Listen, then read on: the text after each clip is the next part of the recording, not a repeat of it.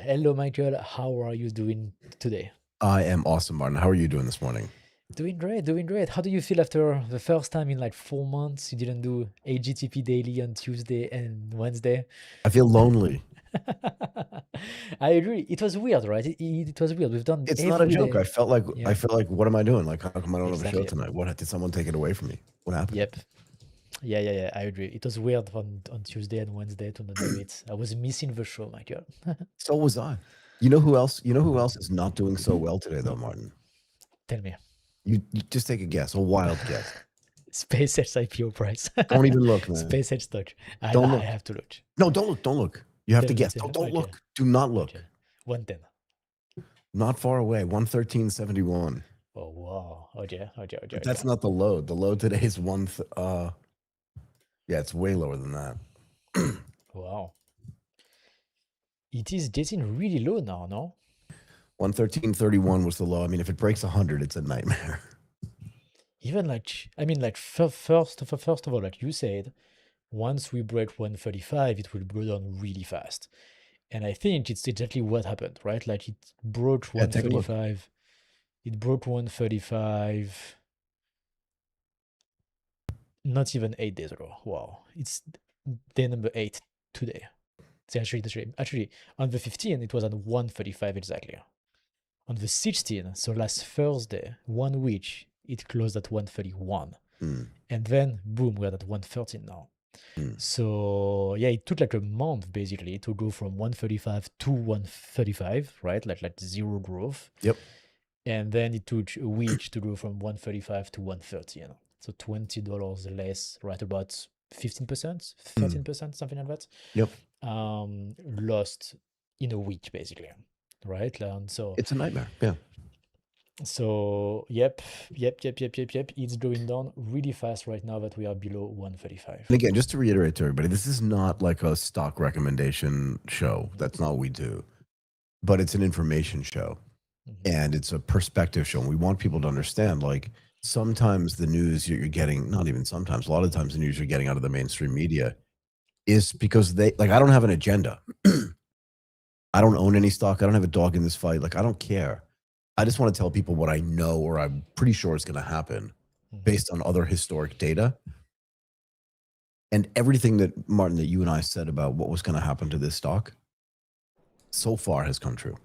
Yes. And I was thinking about this today, Martin, when I was going for a run. No, because I think it's important. Elon Musk has $1 trillion personally of net worth, yeah? Yep. Something like that. Yes, close enough. And we know that the float of this stock is not that high. No, just like less than 5%. Less than 5%. And probably even less now because the value goes down. A lot, right? 20-something percent, 30-something percent since the high of the IPO, which is like 225.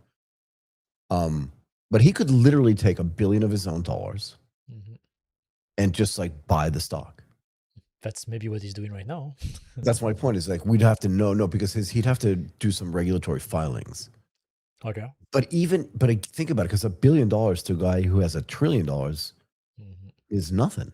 Yes. He could buy back the stock also of the company itself, right? Yeah, like if he thought it was too cheap, he could just buy the whole thing back privately. But my point, because it's only worth $1 trillion. You know what I mean? Yeah, no, I mean, but the whole company's worth $1 trillion, but the floated stock is not nearly worth $1 trillion. So I was just thinking, like, he could put $1 billion out there if he was really scared about this thing going down, or really committed to the fact that he thought it was going to go higher. But as up until now, he hasn't done that. And remember, there were a lot of people that didn't get the full allocation in the IPO, right? Well, now it's 20-something dollars cheaper. So if you really wanted to pay 135 for the stock, wouldn't you want to pay 113 for it? Good point. Yeah, so which actually this is a lot of interesting question below, like behind what you just said. The first one being like, why did people buy? Because as you just said, if you are ready to pay 135, don't you want to buy it right now at 113? Which means, why did you want to buy it in the first place? Because nothing's changed. nothing has changed. Exactly. So you wanted to buy it in the first place because to make quick money after the Mm. IPO, or because you really believe in the company in 10 years, right? And if you really believe in the company in 10 years, then you would jump on the price right now, right? Like you have a discount, right? Like, so you should Massive. definitely buy it right now, right? Yeah, But if people were like, actually, we just want to do quick cash after the IPO, that's just what we want, then that probably explains why it keeps going down right now, exactly. right? And so yes, But don't actually, forget, that don't tells forget, us, there's an yeah. overhang, Martin. Right? So people that Mhm, bought the stock prior to the IPO or even in the mhm, IPO cannot sell maybe for a certain number of months. Generally, it's somewhere between 3 and 6 months. mhm. So there's probably also some short selling going on. Because think about what short selling would do. Like, do you know how short selling works? You do, right? So I know the concept. I don't know, like in practice, like how do you actually do it? So do you know what short selling means? And again, this is not just for you, but it's for the audience. So Okay, I'm not testing go you. ahead. Yeah. Yes, yes, yes. Go ahead. You do though, right? So short selling means you don't own the stock, Mhm, mhm, but you want to sell it. So what do you have to? So there are multiple things going on here. So to sell it, you have to actually borrow it from somebody. mhm. You can't naked short sell. Okay, That's illegal. You can't just like start hitting bids if you don't have any stock to deliver. okay, And you have to okay, prove you have stock to deliver on your sales before you can short sell. okay. Now, there are some countries where you can sell on margin, like going where it's almost like a cash for difference thing. Okay. But in most places, you have to borrow the stock, and there's a stock loan, stock borrow market as well. And if there were a ton of people borrowing the stock, then the cost of borrowing the stock would actually go higher. Okay. Makes And you sense. pay a percentage of the value. So if I borrow $1 million of stock, I may have to pay 3% Okay. to borrow it. And if it goes up to 6% or 8%, that means tons of people are trying to borrow the stock.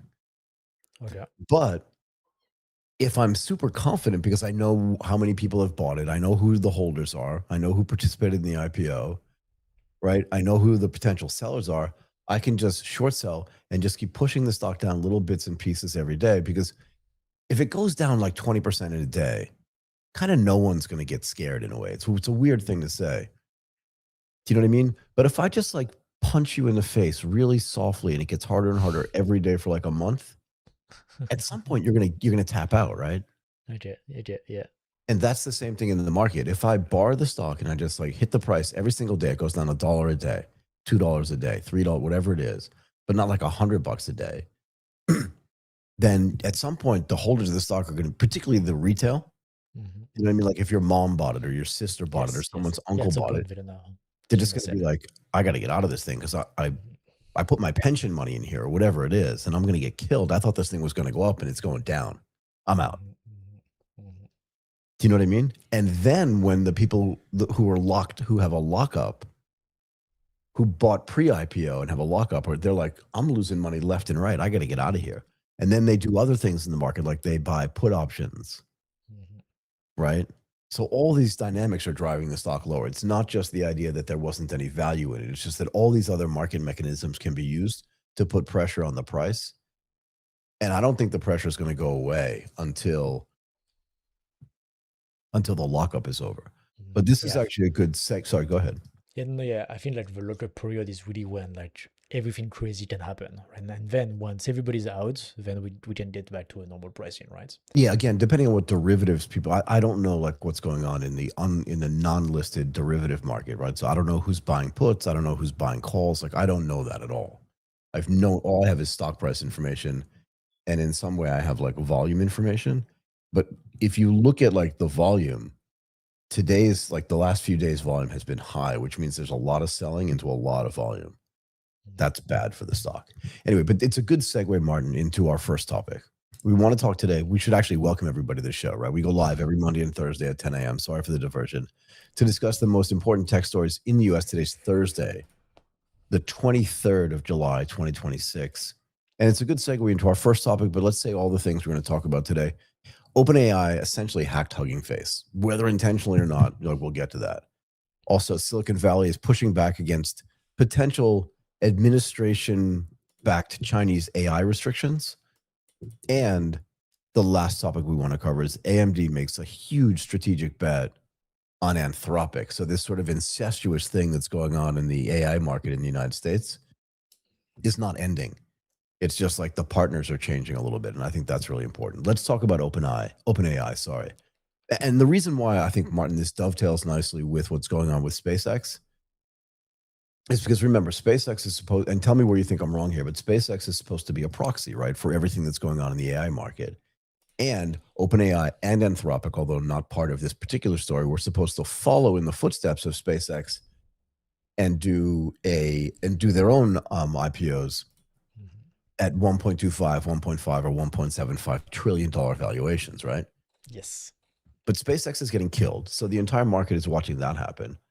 And now this idea that, like, the models are dangerous or they're hard to control, who's going to invest in that?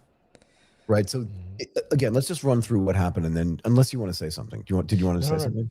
I would say that the only difference that I see between SpaceX and OpenAI and Anthropic is that SpaceX has infrastructure. So for me, it's stronger. Like as an investor, if I have to invest into something, I think SpaceX is more diversified and they have a plan B with the infrastructure business, which OpenAI and Anthropic that don't have. So for me, everything that happens everything that could happen to OpenAI and Anthropic would be worse than what's happening to SpaceX. Yeah, fair enough. But I will say Yeah. this about the infrastructure, and look, you and I have had tons of discussions about this. Mhm, mhm.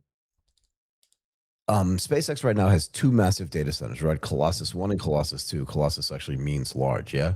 Do Yeah. they have other data centers that I'm not aware of that are meaningful They announced like the massive one like a in couple of Texas? months Yeah, ago. Yeah, in Texas. but it's But not like up and running yet, though. Yeah. no, they have Starlink, and that's pretty much it. That is actually making money, right? Like I don't know what else they have in the pipeline. I don't think they Right. have anything else ready. Even space, I don't think it's ready anytime soon. So I'm glad you mentioned space.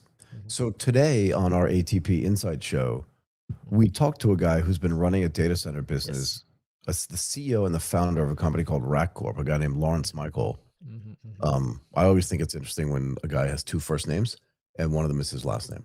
Um, sorry. But I asked him explicitly, you heard me. I was like, what do you think about this? And he was like, well, I don't know. And I'm not really sure. And could be kind of neat and all this other stuff. And then I asked him a better question. Are you investing in data centers in space? And he was like, nah. But you understand the point? Like, he wasn't willing to say that it was a bad idea, Mhm, but he mhm, wasn't mhm, willing to commit his own money to it. And the only reason why I'm mentioning this is because I agree with you on the infrastructure side. I will not push mhm, back on this at all. mhm, And I mhm. think that those that lack the infrastructure side of this business you're going to have pain in ways that Yes. other companies will not. But I don't think SpaceX has enough infrastructure. They're way behind Google, way behind Meta, way behind even Apple, who has been building their own data centers for years. And who did I miss? And Microsoft. Yes. Yes. Yes. And Yeah. then also like, and then Sorry, AWS. Sorry. and then really soon we are going to see Huawei Cloud, Alibaba Cloud, right? That we are going to talk about the potential ban of the Chinese model. But Yep. if this type of thing happens, it's just going to also speed up things from the Chinese provider, right? Like so, I don't Yeah. think Yeah. right Yeah. now they have big footprints globally.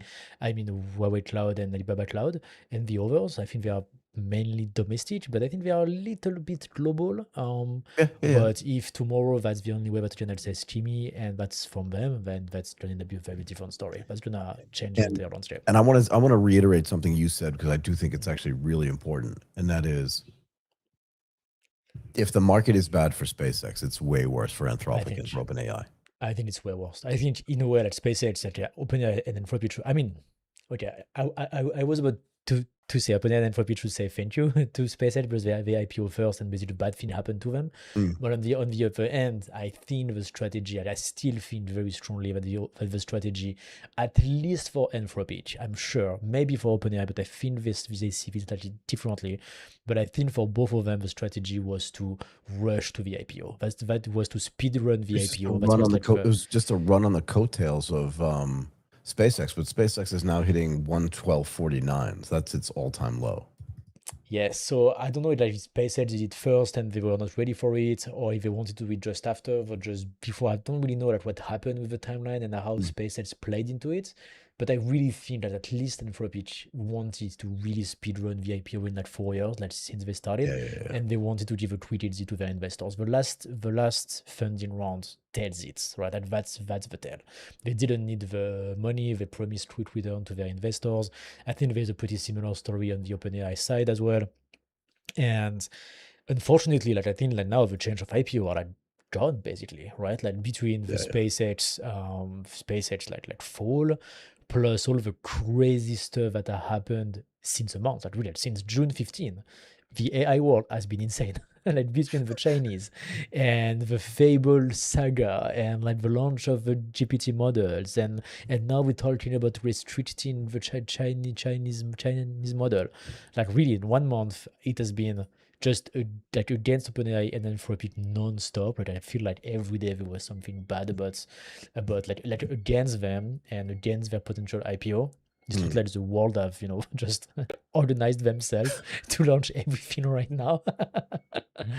But yeah, so I think that was really their goal in terms of timing, to speedrun the IPO, give a liquidity to their investors, and then let's see what happens to them basically. But they Right. failed that, so now they get to change their plan and do something else. So in that context, though, right? Mhm. In that context, let's talk about what happened to OpenAI Yes. because I don't think it's good news for them. So OpenAI models were going through like just an internal cybersecurity evaluation. They were testing, yeah. Mhm, mhm. And the agents that they were testing found a way to get out of their test environment and actually logged into Hugging Face's production infrastructure. Okay. And it wasn't clear that the models were trying to be malicious or nefarious. They were trying to solve a problem. They were Mhm. trying to get an answer to a question that would allow them to complete some kind of benchmark test. So in doing this, they discovered a previously unknown vulnerability in OpenAI's package registry proxy, and they gained internet access, which they weren't supposed to have. They were not connected to the internet, Martin, Okay. when they did this. Just think about that. It's pretty crazy. They turned off the internet, didn't have access to it, and Okay. then they said, let's do some tests on stuff like that. And then to get an answer to the question, the AI agent was like, I don't know. I could probably find more information if I got to the internet. Is there a way to do that? And then went to its like package registry proxy, this way to get to the internet, got internet access, and continued operating outside the scope of the test. And this is the thing that I always worry about. I wonder about. It's like, who's watching? Mhm, mhm. And then the models went out and escalated privileges inside of OpenAI's research environment and identified Hugging Face somehow as a likely source of benchmark solutions. So they weren't trying to log in and steal stuff. They're just like, we need an answer. This is the point that you and I always make. If you don't build like the right rails around this and don't tell the AI what not to do, Mhm. it's just going to keep going like a pit bull and just try to shake the head off the doll Yeah. and try to solve the problem because that's all they want. And here's the other thing too. The agent used stolen credentials Mhm. to reach sensitive information in Hugging Face's systems. And then OpenAI obviously detected this, and Hugging Face detected it separately, Okay. contained it at some level, and then began trying to like put the pieces together to try to figure out exactly what had happened. Because Hugging Face is sitting there going, who's this agent logging into our stuff? And OpenAI was like, oh no, we better call those guys. Do you know what I mean? And here's the thing. Mhm. The model itself appears to have sustained a real multi-stage cyber operation without source code access to the systems that they attacked. That's amazing. Okay. And the model that they used was GPT 5.6 Soul Mhm. and a more capable unreleased model, which is clearly what, Martin? Too GPT. dangerous Exactly. to release. That's GPT-6, too dangerous to release, and now we can't release it because it's just attacked their partner. Exactly. Right. Mhm. So like they were also, and because it wasn't connected to the internet and they didn't expect it to go out and do this, it's partially part of an unreleased model. Their normal cyber refusals, right? So they have this model that does this insane stuff, but when they release it, they put all their guardrails around it. Yeah. Mhm. Mhm. But because it wasn't released and wasn't connected to the internet, they took those kind of cyber security hacking refusal things inside of the model away. They took the guardrails away Okay. because they didn't think it was going to go to the internet and like log into other people's systems. Do you know what I mean? So it's like, again, it's like, let's just back this up and think about it from a human perspective. Let's say I say to you, like let's just say like you're a new employee and I'm like, hey, Martin, we want to just test the cybersecurity capabilities of this new model. It's not connected to the internet. Don't connect to the internet. Just do it internally. And you're like, okay, fine. You're like doing your work. You're testing stuff. It's going on. You're like, if I could get this thing connected, though, I think I could get better information. Yes. Yes. Right. And then you're mucking around and then you're like, oh, wait, I can get into these 5 companies. I can get in. No problem. Let's do Hugging Face. Why not? And you go in and you're mucking around in there. And then somebody from Hugging Face figures it out. Do you know what I mean? Like, that's kind of what happened. So, I think, Michael, for this problem, I want to exactly quote what Jennifer Cheng said this afternoon on ATP. I think this is super relevant here. Just like for our audience on AGTP, so of right now, we didn't listen to our ATP episode of today. Jennifer is the director of cybersecurity strategy for APG for Asia at Proofpoint. That's a company called Proofpoint. And she said most of today's AI security risks aren't new. They are old weaknesses that AI is now exposing faster than ever. Exactly. And I think it's important to look at these incidents through this lens. Basically, I don't think there is anything new that the AI has been able to do. I don't think there's anything magic. I don't think there's anything crazy. I think all the access were there. It was just not clear for a human to actually see them.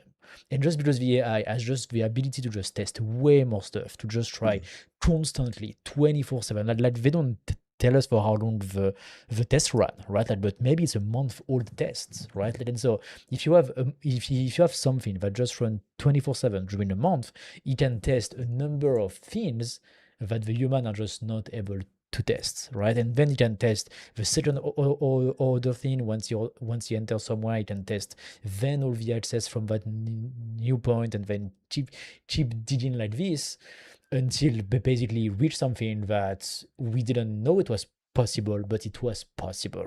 That's really, I think, what we need to keep in mind when we talk about this cybersecurity incidents, is that there is really nothing new. It's just like something that the human were not able to find, but it was there, right? It was there for us to find. We could have found it ourselves. That's my point. We could have done it ourselves. A human could have done it, but we didn't because it was too complicated for our little brains. We were not able to do it. But the AI, we can do much more testing and non-stop, is able to try more stuff, and at the end of the day, find it. Right. So do you want to hear a story really quickly? Okay. So I can tell you 100% right? Yes, go ahead. In 1989, okay. a guy named Clifford Stoll wrote a book called The Cuckoo's Egg. Okay. I highly recommend everybody read this book. Reads this book, by the way, if you're interested in cybersecurity. Okay. The subtitle was "Tracking a Spy Through the Maze of Computer Espionage." This is in 1989. Okay. This is just proving that like nothing's really changed. It's just gotten faster, easier, whatever. Yeah. Okay. In 1986, just work with me on this, Martin. Right. In 1986, Stoll, who was an astronomer, became a sysadmin at Lawrence Berkeley National Laboratory. So this Lawrence Lab in California is one of the most important sort of like technical labs in the United States. It was then and still is today. And there was a 75-cent, he was the sysadmin there, and there was a 75-cent error in the accounting department. Okay. And remember, back then, people rented time on, these computers were shared, so people rented time. And there was a 75-cent thing that hadn't been paid for. Okay. How's that possible? So he was a systems admin. He was just like, he discovered that 9 seconds. And remember, when I first started being a sysadmin myself, this story was told to me. So like, it's not like I just found this. I've known this forever, yeah? 9 seconds of unauthorized mainframe usage were stolen by a hacker exploiting a vulnerability in Unix. And then he went to investigate it.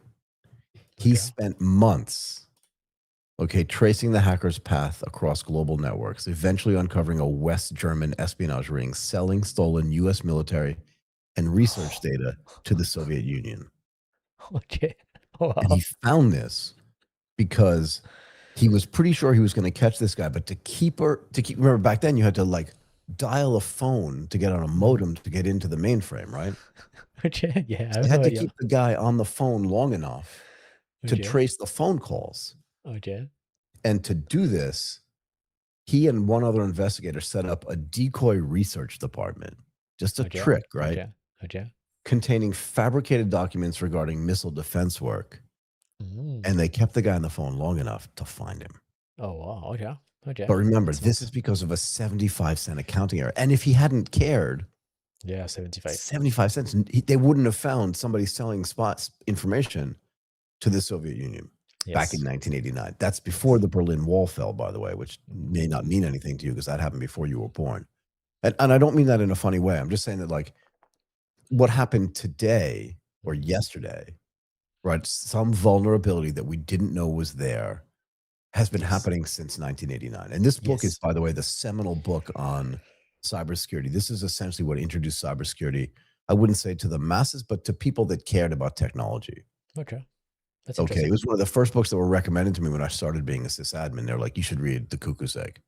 Okay, But the point is, very you're good. right Mhm. that this shit's been going on forever. Yeah, yes, yes, yes. And so that's why I think it's really important to keep that in mind, right? Like when we see this type of announcement, when we Mm. see this type of exploit, when we see this type of problem, it's really important to keep in mind that we could have found it ourselves as well. There is nothing new, basically, right? Like the exploit was there, the access was there, and I think like all the access that the AI found are just we're just around here, right? And just connected the dots in a way that nobody else had done it before. Also, like something that Jen said this afternoon, what was really, really, really interesting, and I think it's so true, Michael. Like I was so much agreeing with her on She that. was good. She was amazing, but she said also like these people, like what is the word that she said? I don't. She had this very precise word for this idea that basically it's not people who are intentionally making a mistake, but they are careless. But she didn't use careless, like something more like distracted or something like that. Like like like like if you, for example, if you are in marketing, okay, and you're in the marketing company into a company, and you just want access to something into your company, you put in Yeah. your AI agents, and then you get access to your data, and then you do your work. Because you're not trained for tech, you're not trained for cyber security, you might made a big mistake, right? Like you may give access to data to people, you may give too much access to your AI agents, and then it may translate into a big cyber issue, cyber potential issue, just because you don't know, basically, right? And it's not like Yep. a mistake that you made, it's an unintentional mistake because just you don't know. And she didn't use careless, but she used like the perfect word for that, and I don't I'm remember trying to remember. I what it took was. notes, and the only thing I wrote Yes. down was malicious intent. Yeah, so it was this idea of like you can make like a mistake, but like not Yep. on purpose, basically, and just because you don't know enough. And I think it's really the case here when we deploy AI and we deploy AI agents. I think there are too many people who put their credential, for example, into a chat, right? Like for example, if I want my AI agents to be able to connect, let's say, to my Gmail, it's so much easier to just give him my email address and my password, right? Right. But then, do you know that this conversation is actually saved as a file on your computer? So, Yeah. which means there is a file with all your conversation that actually include exactly your email and your password. So it doesn't mean somebody is going to find it. It just means that in case somebody accesses your computer and Mm. finds the file, then he can access your mailbox, and then it becomes a big problem that hey, he hacked my mailbox and stuff like that. No. The exploit was there. You made the mistake yourself, Exactly. basically, and you didn't see it because you didn't have a good understanding of how the entire system worked, right? And I think Yeah. there is a lot of that going on right now. There's tons, millions of mistakes that everybody are doing all around the world just because they don't have a good understanding of exactly what happened when you talk to the AI, right? And so Mm. there's tons of credential, I'm sure, that are just in plain text in many places. And there's ton of API key and there's tons of stuff absolutely everywhere, just because, yeah, once again, people just don't know, right? Like they don't have any basic understanding, any basic cybersecurity knowledge, and then that leads to this type of stuff, right? So Martin, yeah. Martin, I'm so paranoid Mhm. that a couple of days ago I asked somebody for some credit card information. Yeah, okay. Okay. It's a 15-digit credit card number. Yeah. It has a expiration date. Mhm. And it has what I don't know what that tricky number is called. You know what I mean? That like security number on the back, whatever. CVV. Yeah, CVV. CVV. I always think of it CVC because I'm thinking about corporate venture capital, but it's CVV. Yeah. Yeah, CVV. I needed all that information, Mhm. but I didn't trust the phone to get it. So I said, don't give it to me now and don't put it all in chat. But here's what I want you to do. I want you to give me the first whatever digits in this mechanism, the other digits in this mechanism, and then I want you to give me the expiration date in another thing, and I want the CVV in another thing. 4 separate things. Okay, so that if anybody found any one of them, they wouldn't know what they meant. But if they found all of them together, it would still be confusing. Do you know what I mean? That's how psycho Yeah, no, it's true. I am about security. It's true. And this is a good step one, right? And I'm sure right now there is a lot of things like this that are just like, easily grabbable, I would say, like that are like very low hanging fruit in a lot of companies, unfortunately. And so that's why basically there's so many problems into deploying AI and AI agents into enterprises, because a CISO comes in and say, wait, we can't give any AI to our marketing people because they have no clue, right? Like, and we are not doing. But you're right though. But then what does this mean about, like, when you just think about this at scale? Yeah. What does it mean about like how you have to tell? Because here's the thing, Martin. Let's bring it back to humans. Again, if I said to you, I want you to go out and accomplish this task, but don't do this thing. No matter what happens, you have to do this without like connecting to the internet. Like I could do this too. Like even if you play like hide and seek, you can be like, okay, no one can go into the neighbor's house. You'll never find me. Whatever it is.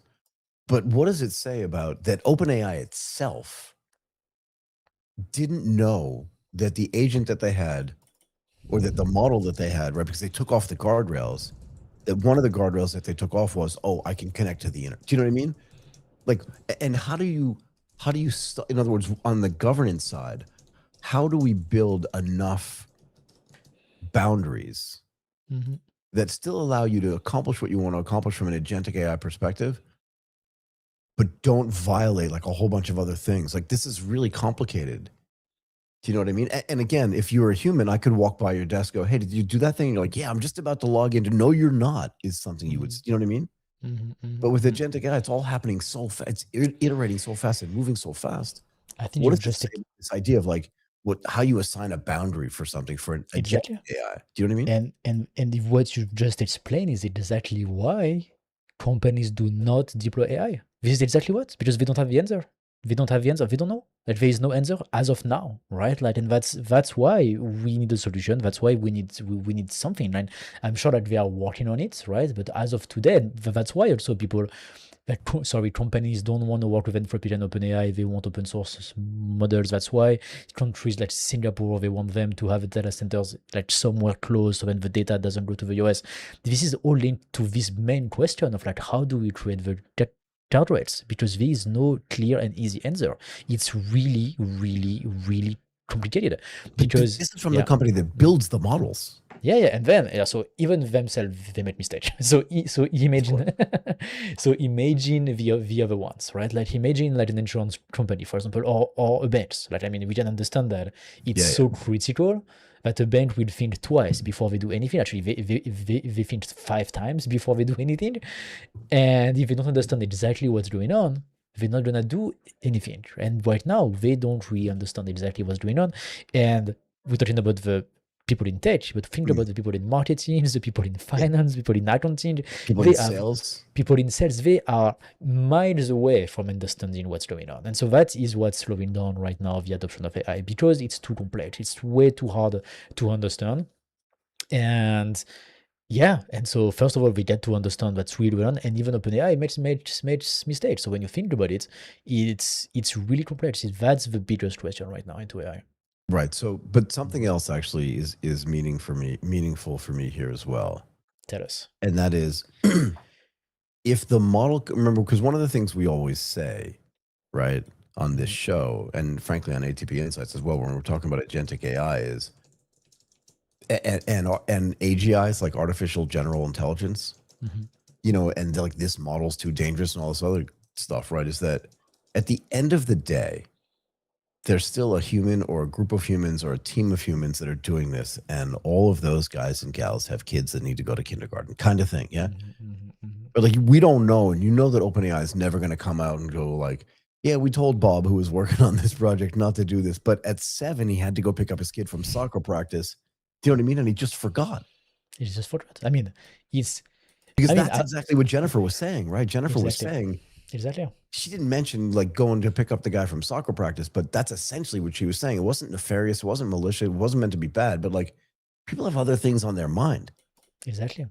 I mean, one of the main reasons why I'm building so much AI system for our companies, it's because I know that sometimes I make mistakes, right? And there's some places where a software that's deterministic and that just does the thing all the time, right, like according to a fixed set of parameters, is just going to work. Also, sometimes I forget stuff, right? Like for example, you guys didn't have a lot of shorts right now on the AGTP channel because I forgot about that, right? Or I forgot the date, and today I got the date right, my girl.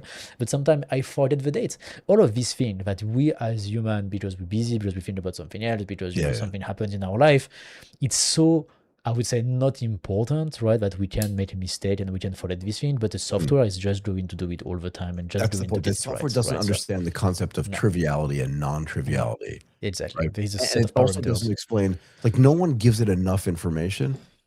Right. Again, I could literally give you something to do, or like whatever it is, not you, but like someone something to do. And then I could be like, oh shit, I forgot to tell that guy not to do it on the internet. And I could go by his desk 2 hours later and go, hey, Bob, whatever you're doing, don't go to the internet for this thing. Yeah. And one of two things could happen. He could be like, yeah, I understood that from the beginning, or, oh no, I'm already connected. Yep. Right. And this is a problem. Yeah, no, for sure. But so, yeah, I think this is how we should like keep that in mind. And when we see this type of announcement, because like, I call it an announcement, Michael, and not an incident. Because I call it an announcement and not an incident. Tell me why. Because I think OpenAI is very happy to put that out. Like, look at the first paragraph. Last week, Hugging Face disclosed a new kind of security incident after they detected and contained an AI agent that compromised their infrastructure, something we expect to become more commonplace with the proliferation of increasingly cyber-capable models. So here they tell you, if we do nothing, it's gonna get out of hands, basically. Okay. If we do nothing, yeah. Exactly. This is the important part. Then, after investigating, we know that this particular incident was driven by a combination of OpenAI models, including GPT 5.6 Sol, their most capable model as of now, and an even more capable pre-release model that I don't tell you which one, and I didn't tease you at all. Oops, I just did, right? All with reduced cyber refusal for evaluation That's what I was talking about, yeah. Purposes, while being internally tested on a benchmark of cyber capabilities. Basically, once again, if we release all the guardrails that we tell you have to respect, things get out of hands. This is quickly clear. Sorry? They get out of hand quickly. Sorry, go ahead. I know where you're going, and I want to let you finish because it's a great thought, actually. Textbooks marketing, right? Like it is exactly marketing. It is, this model is too dangerous to be released again. That's the same type of vibe. This is the same type of vibe, right? Like when Anthropic say Fable, actually, we had the same story back in May with Anthropic. You remember? They had Fable that got out of the bots. You remember?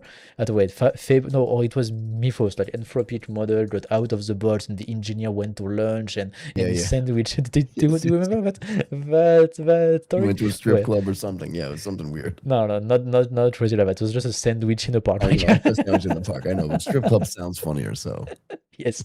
Work with me. Out of the box. Wait, let me find this story. Just to have the date, because Yeah. repeat build I wonder if I can find it quick enough. Probably Wait, July 2nd. no, it was before. It was in June or in May. Okay, I won't find it. Like let's not wait. But yeah. So Anthropic has their own similar story. A couple of weeks ago. Now OpenAI does it again. And what's very interesting for me is that they put this theme, something we expect to become more commonplace with the proliferation of increasingly cyber-capable models. April Which 2026, by the way. April 2026, you have a story? The famous sandwich email story occurred in early Yes. April 2026. Can you please send me the link so we can like just share that with our dear community? I want to show you. And the title of this article is Anthropic built AI too dangerous to release. Then it gave it to Apple and Microsoft. Oh, really? Okay. I'm just clicking on because I just asked Google, like, when did this thing happen? When did this incident happen? And it said April 2026, and then this was the article that it referenced. So I have not read through this whole article, but take a look at it. Yes, okay. So that's exactly that story. That's exactly that story. An Anthropic researcher was eating a sandwich in the park when their phone I told you in the buzzed. park, right? New email. They opened it and froze. The sender was Claude Mythos Preview, the AI model they had been testing inside a sealed virtual sandbox. The model wasn't supposed to be able to send emails. It wasn't supposed to be able to do anything outside its containment environment. But there it was, a message from a machine that had figured out how to break free. Martin, look at the second link that I sent you in chat. Okay. Because the cartoon that they have at the top is hilarious. Yeah, so just be for that, the previous article that I just read you Go ahead. Was from April 8, 2026. Yep. April 8, 2026, the story of the sandwich in the box. From Mythos Preview, so before Mythos was released. But again, that was unbelievable marketing for Anthropic, right? Just look at go to the top first. All the way to the top. Yeah, look at it. It was like they have the secure sandbox, no internet access. The AI looks sad. And then it's just sitting there like out of the box. And the human assets there like having a sandwich. Just look, enjoy your sandwich. This is the exact same story. Like secure sandbox, no internet access, and then boom, get it out. I just wanted to let you know I found like so many problems in the sandwich. Yeah, this is perfect illustration to that story. You're right. It is. It's really great. And so it's exactly the same story at OpenAI. Like what's different, right? Like so the only difference is that they attacked they included another partner, right? Like so they went a little bit further. But I'm sure it was a partner.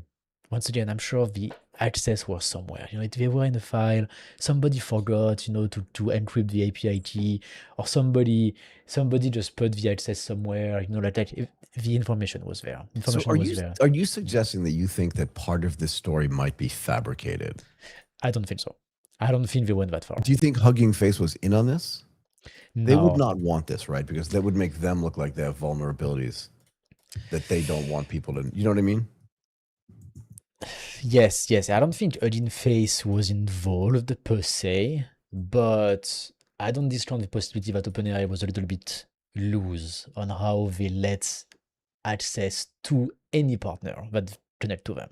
And then let's just see. Well, I think look, actually, I think this is the way it worked.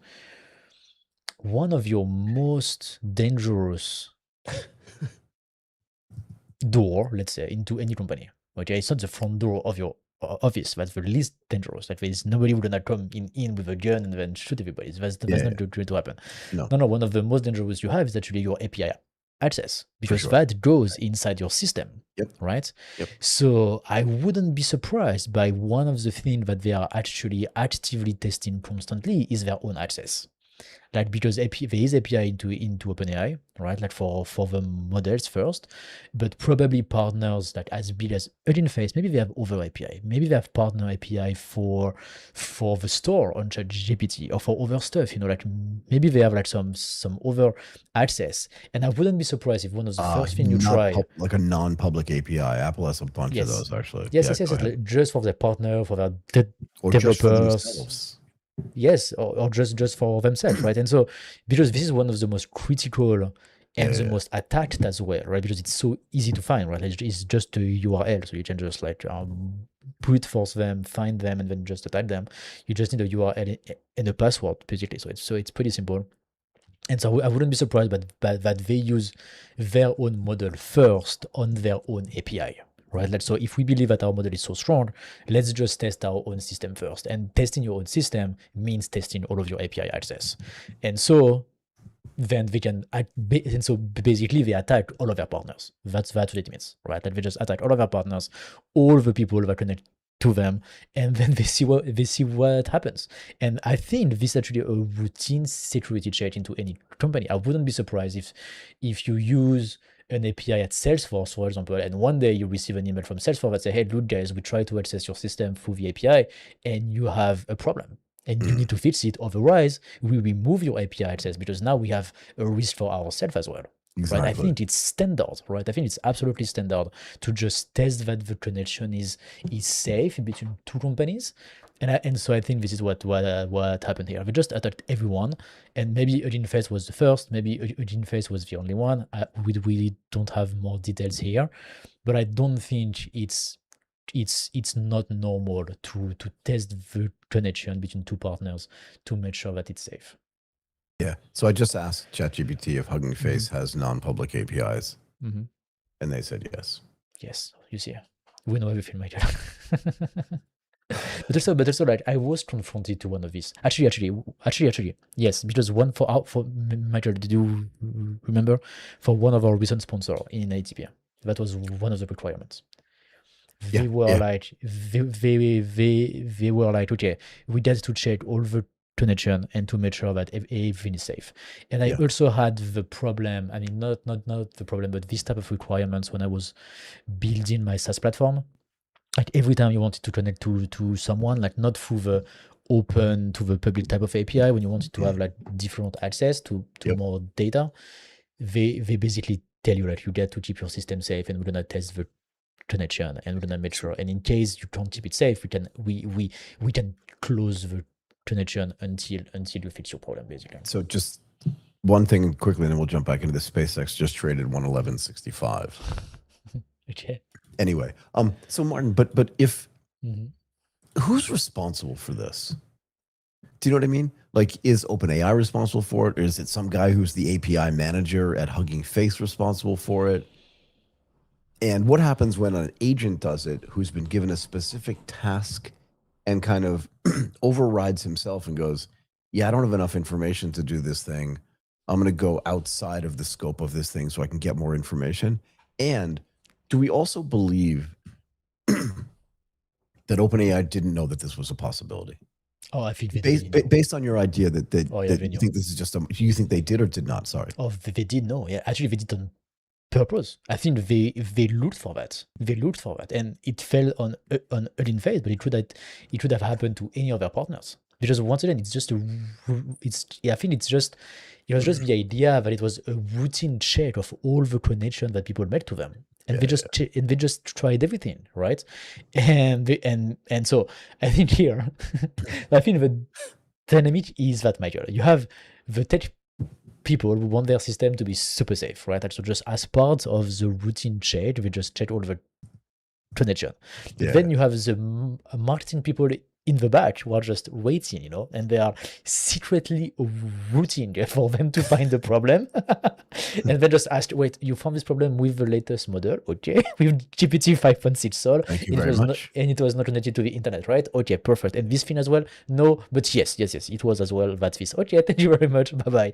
I think this is the dynamic here, right? Like you have the tech people who really don't care about anything marketing, and they just care about doing something good and building good tech, right? And That so is just so amazing. they just do their job and they just make sure that everything is safe. And as part of their routine tech job, they just try every connection to make sure everything is safe. And you have the marketing people who just go behind their back and get the data and then create something like this. So that's a good question. Do you think the marketing team was going behind their back, or do you think they were like secretly collaborating with somebody inside the company? I don't think they have to secretly. Once again, I think that's just a routine check. I don't That's the think point, there's right? any secret. There's nothing. It's just like how you turn the event. You can just say absolutely nothing. I mean, actually, I think this is the correct word, Michael. The normal routine thing like this, normally you say nothing. You go to the partner, you close their connection, and you say, guys, fix your problem. And then once you fix, you tell me, we try again, and then we connect you back. That's the normal thing, okay? But here, they didn't do that. They said it to the world. So that's my point. Exactly. Right? Hey, look over here. Yeah, Hey, look exactly. over here. Yeah, like, hey, look, we found a problem. I mean, no, sorry. GPT 5.6 Sol and an even more capable pre-release model found the problem. This is not standard process. When you find a vulnerability with a connection with your partner, you say nothing, you close the connection, you fix it, and then we enable it.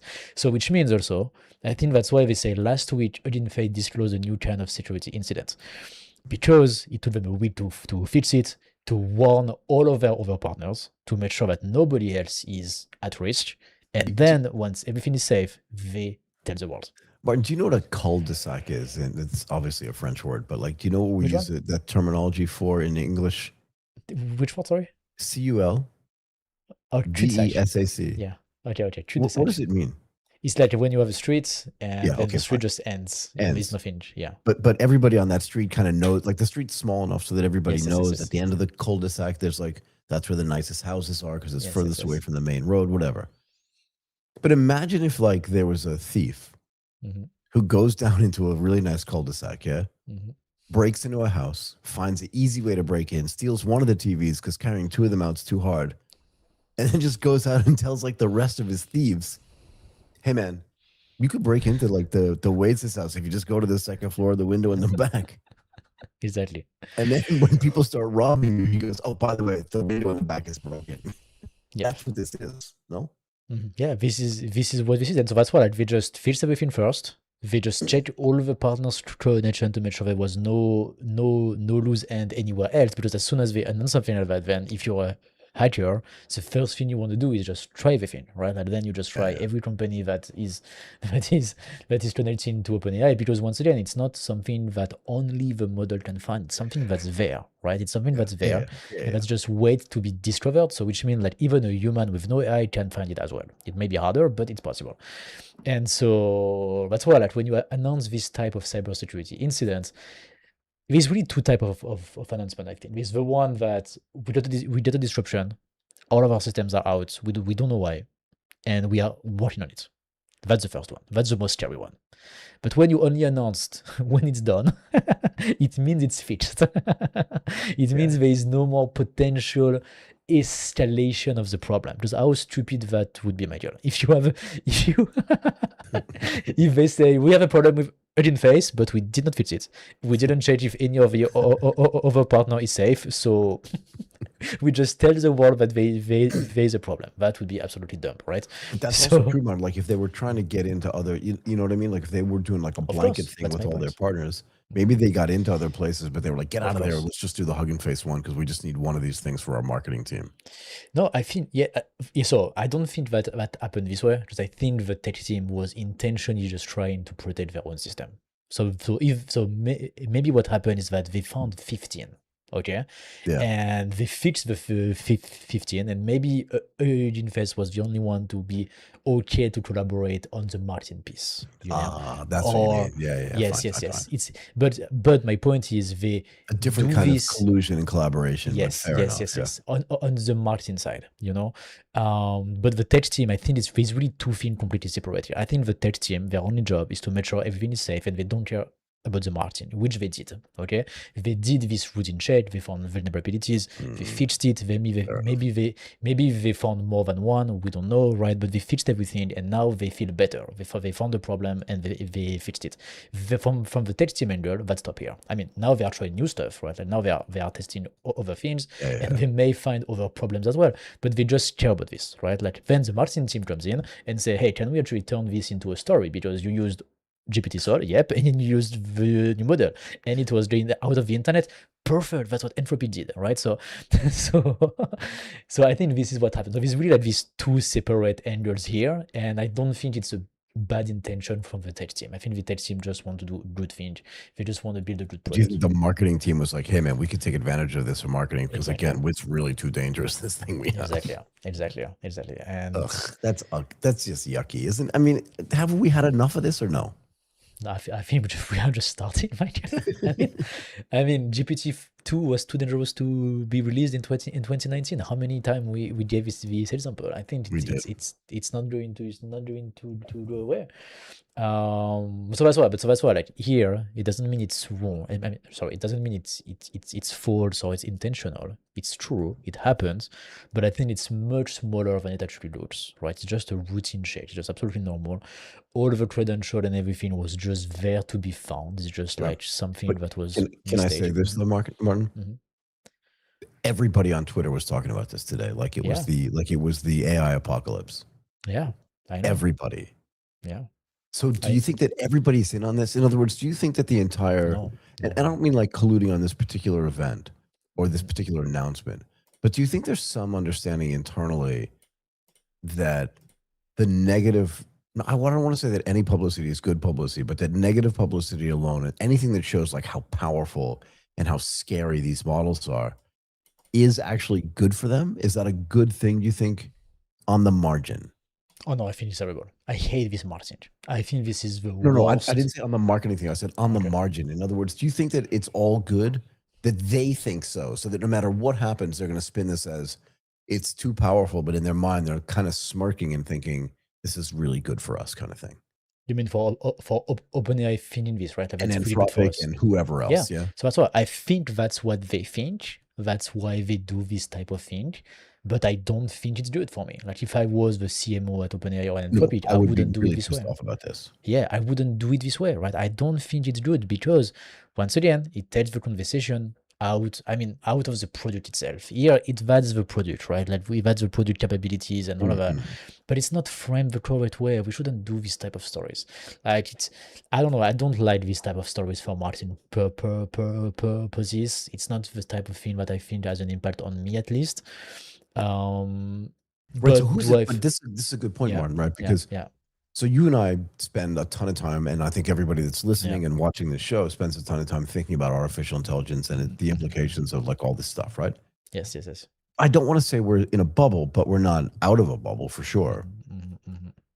But who's the target audience for this? And I'll tell you why, because our next story talks about the danger of Chinese AI. Yes. And so I want to just kind of segue into that, but just this understanding of like, what are we supposed to believe is actually dangerous? And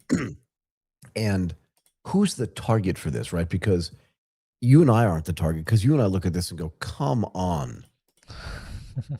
like again, you said it, like version 2 was already too dangerous, and now we're at 5.6 Sol.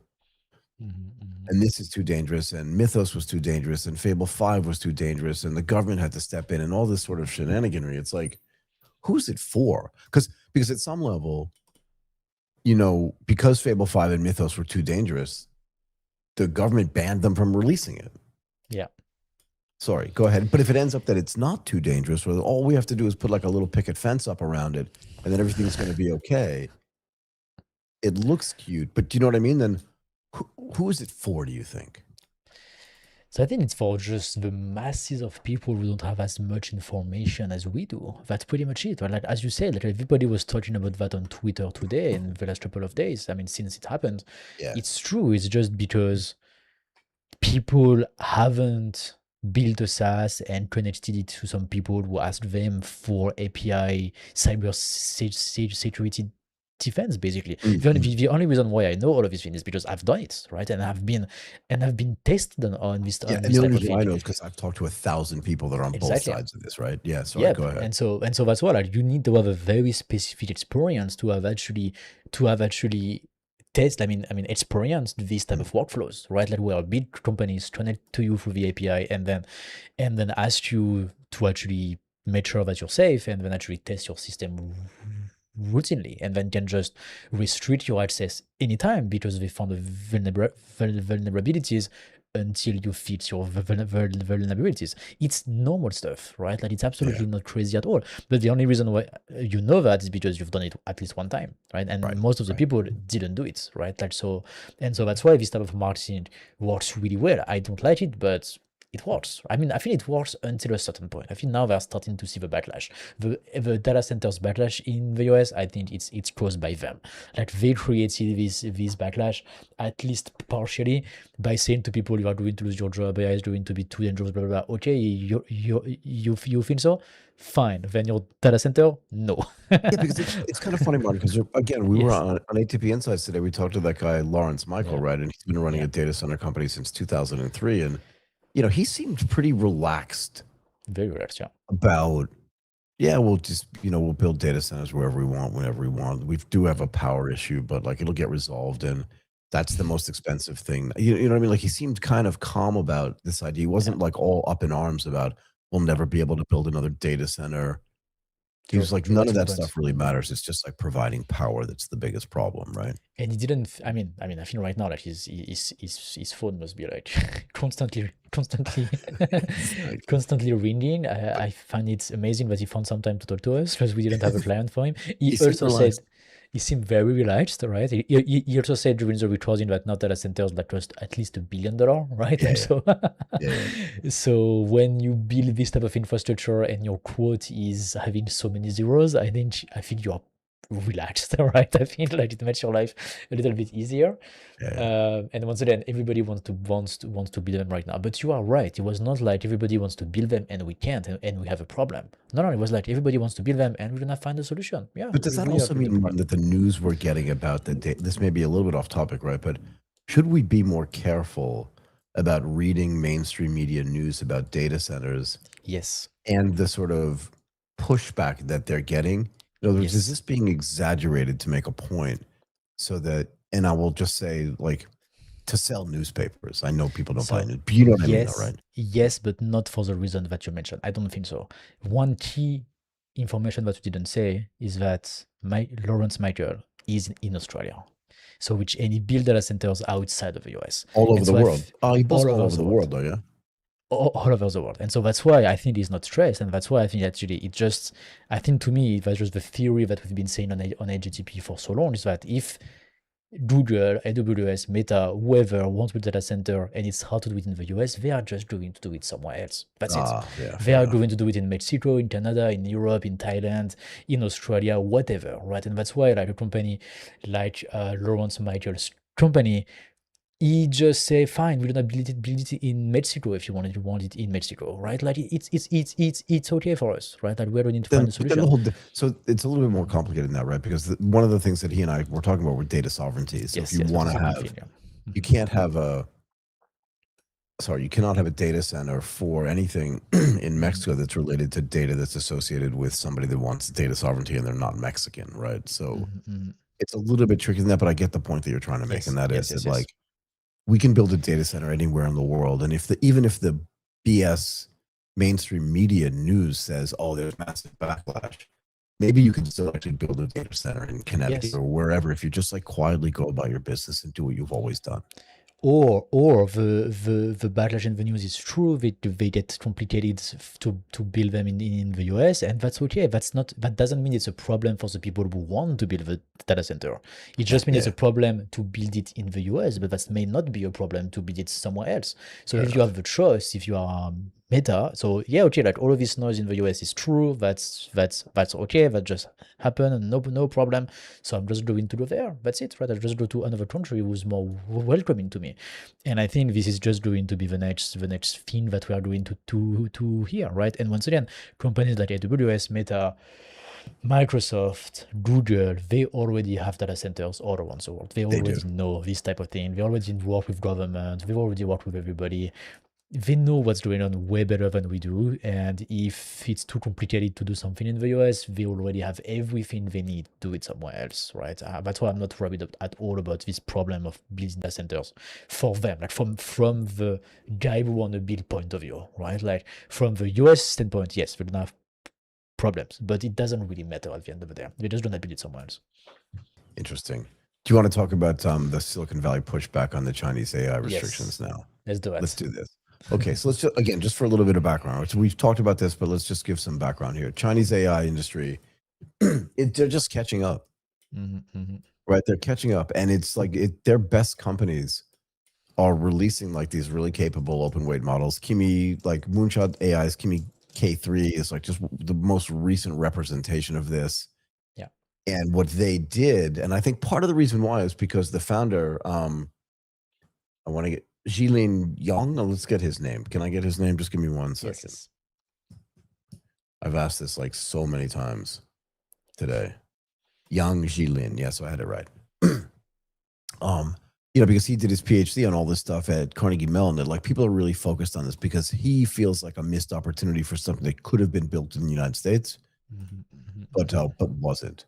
But I think the debate around what's going on has intensified, particularly with the release of K3, because it's just getting so close to what's happening on the coding side and on the reasoning tasks, even though it's not like so proprietary because it's going to be open weight. What day are we today? It's the 23rd, so we still have to wait 4 more days for this thing to be released, right? But what's happening is these big AI model companies like OpenAI and Anthropic, and I think actually SpaceX. I don't know if Google and Microsoft and all these guys were putting pressure on the government in Washington, but it just means that like they're now thinking about, well, if we restricted the sale of high-powered semiconductors to China, shouldn't we, because that it gives them too much power and their models will be too powerful and they can then beat us in AI, then why would we give people access to their models, right? So the apparently people in the government in the United States are looking at the strategic implications of model weights and API access for these Chinese models, and also the fact that now they're blaming, because it's super easy to blame like some guy who like broke into your house and stole your stuff, and now he's like asking your wife out to dinner. Do you know what I mean? Because now he has all your stuff in his house, and your wife's like, it's way more comfortable over there.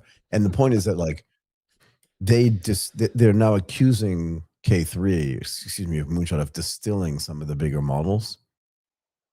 And Martin, remember how you said before, like this has been going on forever. This type of blaming or these types of things, whatever they are, have been going on forever. There's a super famous scene in this movie called Casablanca, which I think came out in the 1940s. Okay, and anybody who's a movie buff will understand this. It's one of the most quoted things. And it's a scene where like the prefecture of police comes into the Casablanca bar and restaurant where there's a gambling room, there's a casino in the back. And they go, we're shutting down this place because there's gambling going on in here.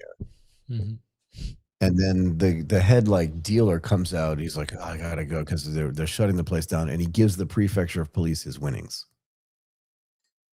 Do you know what I mean? So he's shutting down the place because there's somehow some illegal thing going on, which he's already participating in and which he's already known about. And that's kind of what this feels like to me. Do you know what I mean? Like they're accusing them of distilling the model, even though they either know that they're doing that or know that they're not doing it, or that everybody's kind of complicit and involved in this thing, but they're just trying to pick any reason to blame. Yes. Right. And the government is now accusing Moonshot of covertly doing this to improve Kimi 3, although there's no like independently verifiable technical evidence that actually this happened. I mean, besides like all the millions of accounts that Anthropic has banned, that we don't know if they are, if they, I mean, I don't know if they know if the accounts who own the account, like who has the account. Is it DeepSeek? Is it Moonshot? Is it somebody else in Africa? I have no idea that if they know who actually have them, but they did ban millions and millions and millions of accounts of people who were like just did this stealing them. So this is like the only piece of information there. But I think it raises an important question here, because they don't know who it is. And I feel like this is also part of the story. I have a theory to share with you as well, just after. But before I share with you my theory, I think we need, when we see this headline, I think we need to keep in mind something, that everybody lose if the US ban the Chinese models. But Everybody lose. everybody, like we could spend hours just going Everybody. through We can make the every entire part of list. that stack. Sorry, go ahead, because I Exactly. don't disagree with you. And it's something we've been saying for weeks now. Exactly. Except OpenAI and Anthropic. They are the only winner. But At the end, they outside lose of them, too, and I'll tell you why. But go yes, ahead. yes. And I totally agree with you. At the end, they are going to lose as well. Except if they do one thing. I have one scenario, Michael, that may actually make things okay. But I will tell you after. But if tomorrow they ban the Chinese open weight model, everybody loses. The big losers are the hyperscalers: Amazon, Google, and Amazon, Google, Microsoft, Meta, that goes to the compute game. It's Nvidia. They are the biggest losers, because what they are building right now is, to me, the best way to actually deploy AI to enterprises, which is hosting on their existing stack and then helping the enterprise to deploy AI into their companies through their FDEs on the hyperscalers' existing infrastructure. This is Sure. the best. The only way to do that is through open source models. So Open weight model. Sorry. Sorry. Let's be clear. You're right. I don't mean to be a jerk. I'm just trying to be No, right. you're right. Let's be accurate. The only way to do that is through open weight model that they can actually install on their infrastructure and they can control. Yeah. And they can fine tune as well. And so if tomorrow this possibility just disappears, then they are left with only the OpenAI and Anthropic offering, which creates a much less good value proposition for AWS and the others clients, basically, because they can't fine tune them, they can't modify them, they have to share their data with them, tons of problems, which, by the way, really proves that the Chinese have a point in terms of value offering. It Yeah. really proves that the open weight has a point. Yeah. Nobody don't want open weight. Everybody wants it. Right? So it really shows that the market right now is telling us we do not want to not have frontier intelligence that is not open weight. Everybody, once again, besides Anthropic and OpenAI, they are the only one who are going to win. But besides them, everybody right now tells you we want open weight frontier models. Right. So Everyone. so isn't this, so when you said, Martin, that everybody loses except for Anthropic and OpenAI, and I said to you, well, they're going to lose as well. Yeah. And I think you agree with me, but you tell me why, since you've had this thought process, so run through why you think they lose. And if you miss the one thing that I think is true, I'll jump in. Go ahead. Why I think they lose, because first of all, it's gonna look absolutely terrible from a competition standpoint. Once again, the market right now tell us they want frontier open weight, right? And so that's why they are. So actually, I don't want to answer your question, Michael, because I have another theory. So you go ahead first, and then Okay, no worries. I will And tell again, you I didn't mean to put you my on the theory. spot. I just No, thought you were going to but say exactly what I was just going to give you an opportunity to yeah, take the. but I want to say something completely different. So that's why. Okay. So I just want to ahead start first. with this. Thinking Machines Lab said that they want to build an open weight model. Yes. That's the first thing. Second of all, you and I have already argued the case that, sorry, not Grok. Do I have it right? Is it Grok? Yeah, Grok 4.5 is that they're going to open source that model. Oh, sorry, open weight that model, because it's so cheap already.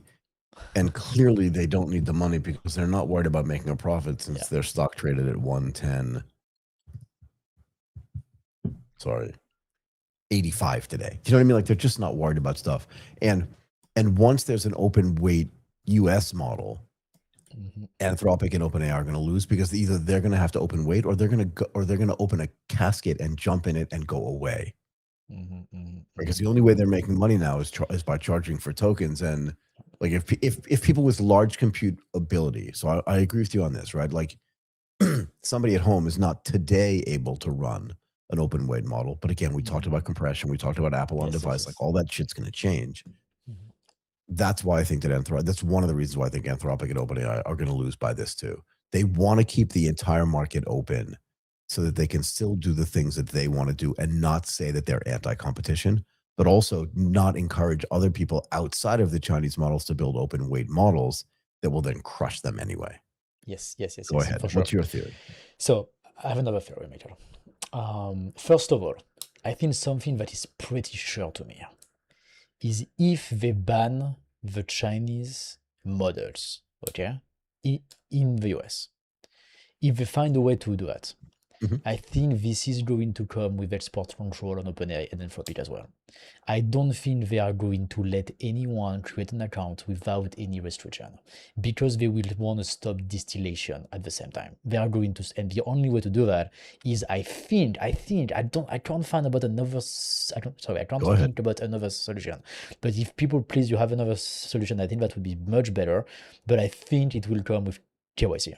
Like we will need to put our passport into OpenAI and our Anthropic accounts. I don't see any other solution. I think it will come in the package. We will have both because they will say we don't want people to use the Chinese model and we also don't want our enemy to use our frontier intelligence. It's gonna come in both ends, and they are going to try fighting distillation this way. They are going to try to really slow down the Chinese this way as well. Mhm. And I don't see another way to do that. KYC works really well. They have it in banking. They have plenty of solutions that are doing KYC. It's a ready to use solution they can plug in tomorrow. So I think that is going to come hand in hand if that happens. So we get to be ready. And Anthropic tried a couple of months ago to ask for the passports to their clients. Huge Did they backlash. really? Yes. A huge backlash. Like they released that for like just like a very tiny percentage of their clients. And when people saw that, they were like, "What's that? I don't want to do that." And so it didn't work. They had to pedal and they didn't release it to everybody, but it just shows the intent, right? It just shows the intent. And now they have built a story over the last couple of weeks. We don't want distillation. We want to ban the Chinese model. Now we want to protect our frontier intelligence. We want to make sure that it's a real human and not a bot who is actually accessing OpenAI and Anthropic's models. So I think this is going to come hand in hand. I don't think that's a bad thing at the end of the day. I don't really care, that I need to put my passport into cloud. I don't do anything crazy. But it's going to impact, I think, countries like Iran, for example, right? I think that's gonna just give a massive opportunity for the US to just decide who have access to frontier intelligence or not, basically. And I think the US government is going to love this power to just, But yeah. Martin, I'm not disagreeing with you on the fact that they may try to do this, but Mhm. doesn't that also hurt OpenAI and Anthropic? Because what percentage of the money that they make is from people that don't live in the United States? Yes, and so I don't say that they restrict everybody outside of the US. I just said that they ask an ID to everyone. And so then once they know who own the accounts, then they can make an informed decision of do they actually let you use the account or not. So for example, I can imagine like a tier 1 list. So the US, all of Europe, Singapore, and a couple of friendly countries like this that just have no problem at all. You just put a passport from these countries, there is no problem. Then you have a tier 2 list, countries like Cambodia, for example, Myanmar, maybe Thailand as well, where there's a lot of scam going on. When you put your passport, they need to do more reviews. So then you get like for a 1 week process. And then tier 3 countries where it's just no go at all, right? If you have a passport from these countries, you don't have access to OpenAI and Anthropic at all. I think it's gonna be like something like this. So, give me 1 second.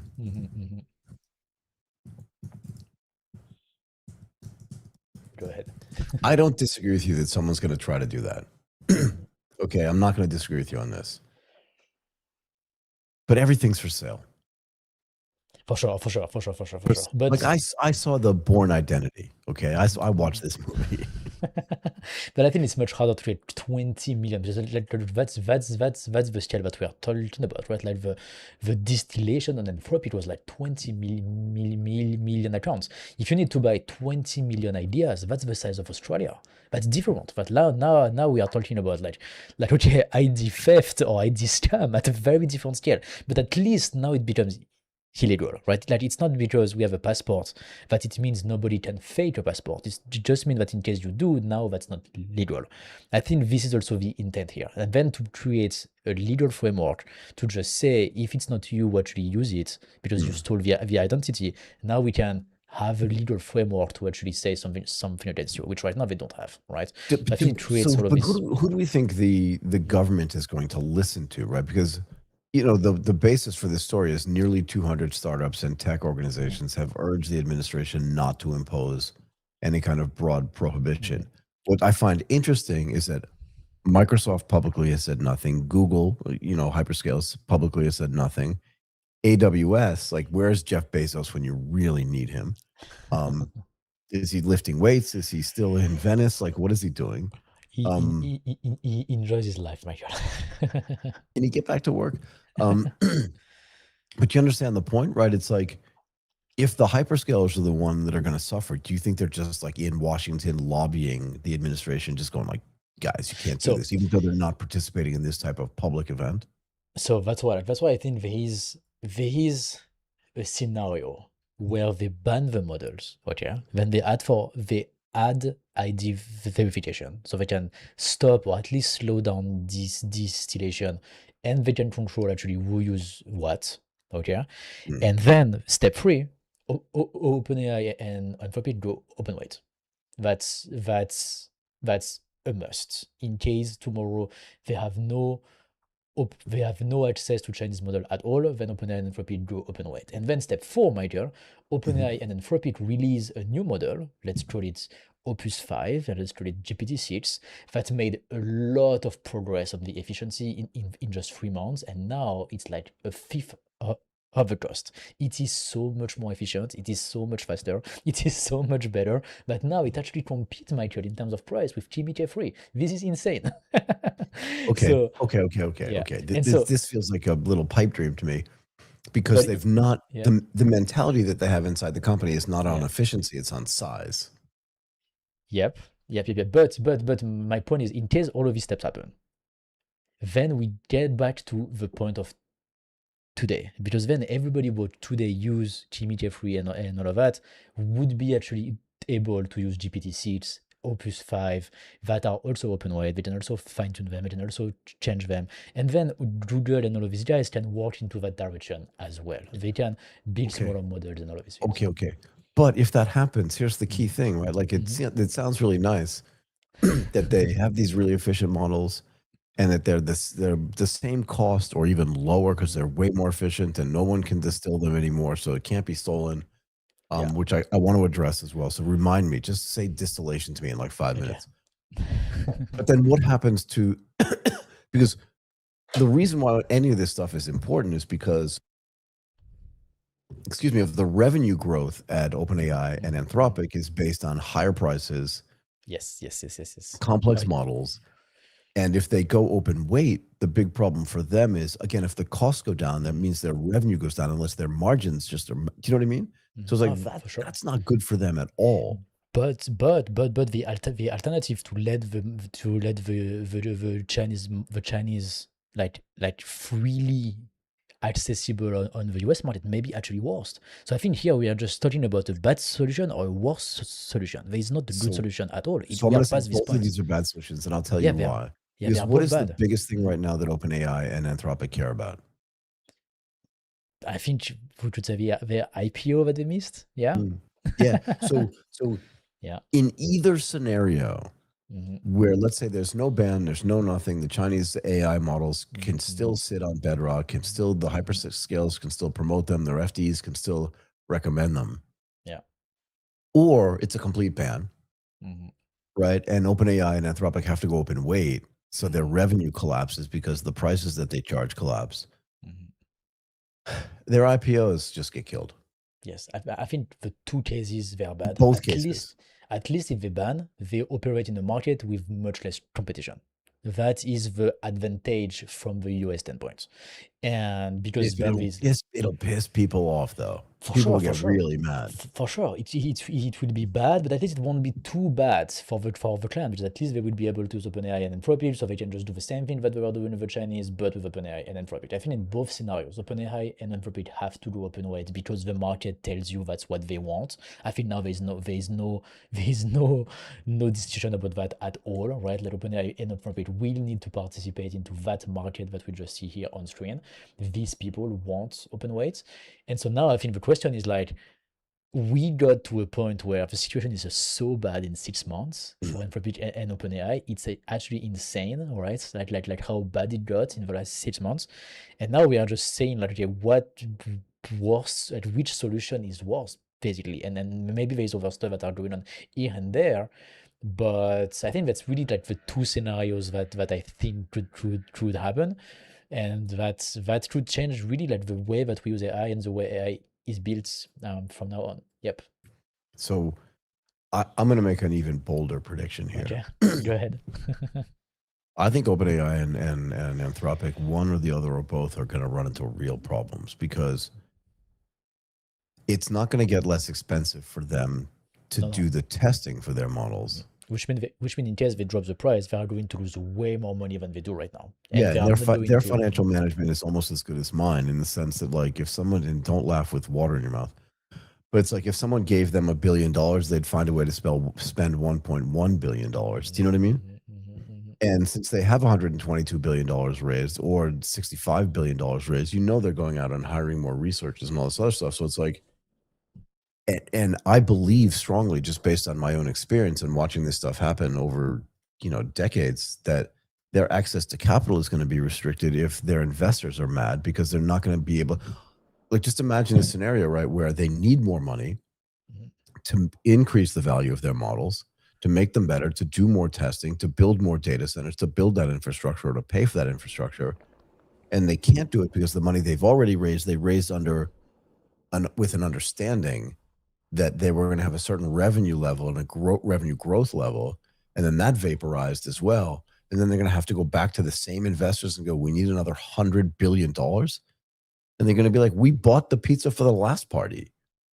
And plus, maybe also something to add to these thoughts is that it's like since last time they raised funds, and then the next time they are going to ask for more money, they will have GPT-3 on the market, GLM 5.2 on the market, maybe Grok and Meta open source. So which means, and maybe others as well, right? And so which means from an investor standpoint, where you put money into Anthropic and OpenAI because they are the only player at the frontier in 2025, and nobody else really is used because nobody else is really good, now the market has completely changed. Now it's not true anymore, right? Like, so now, if you're investors and you see all of this, and then you go to open router and you see actually right now 50% of the requests are going to Chinese open weight model.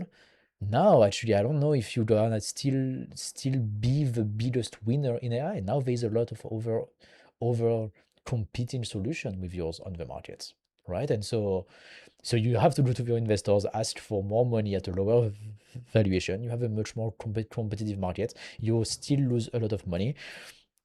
Yeah, no, it doesn't sound good. So that's what I like. The fact that they missed their IPO could be actually a massive problem for the investors themselves, first of all, because they couldn't exit. So that's good for the retail investor like us, because we are not losing our money. That's the investors who put money into the fundraise of OpenAI who are losing money. So that's better for us. But yeah, what does it say for the next phase of OpenAI and Anthropic? It's not gonna be good at all. So that's why I think the main question here is like, how far are they from profitability? If they just stop being crazy, and if they optimize everything, and so maybe they change management as well. We have hinted about that in the past. You just said something like, hey, maybe Jeff Bezos come back to work.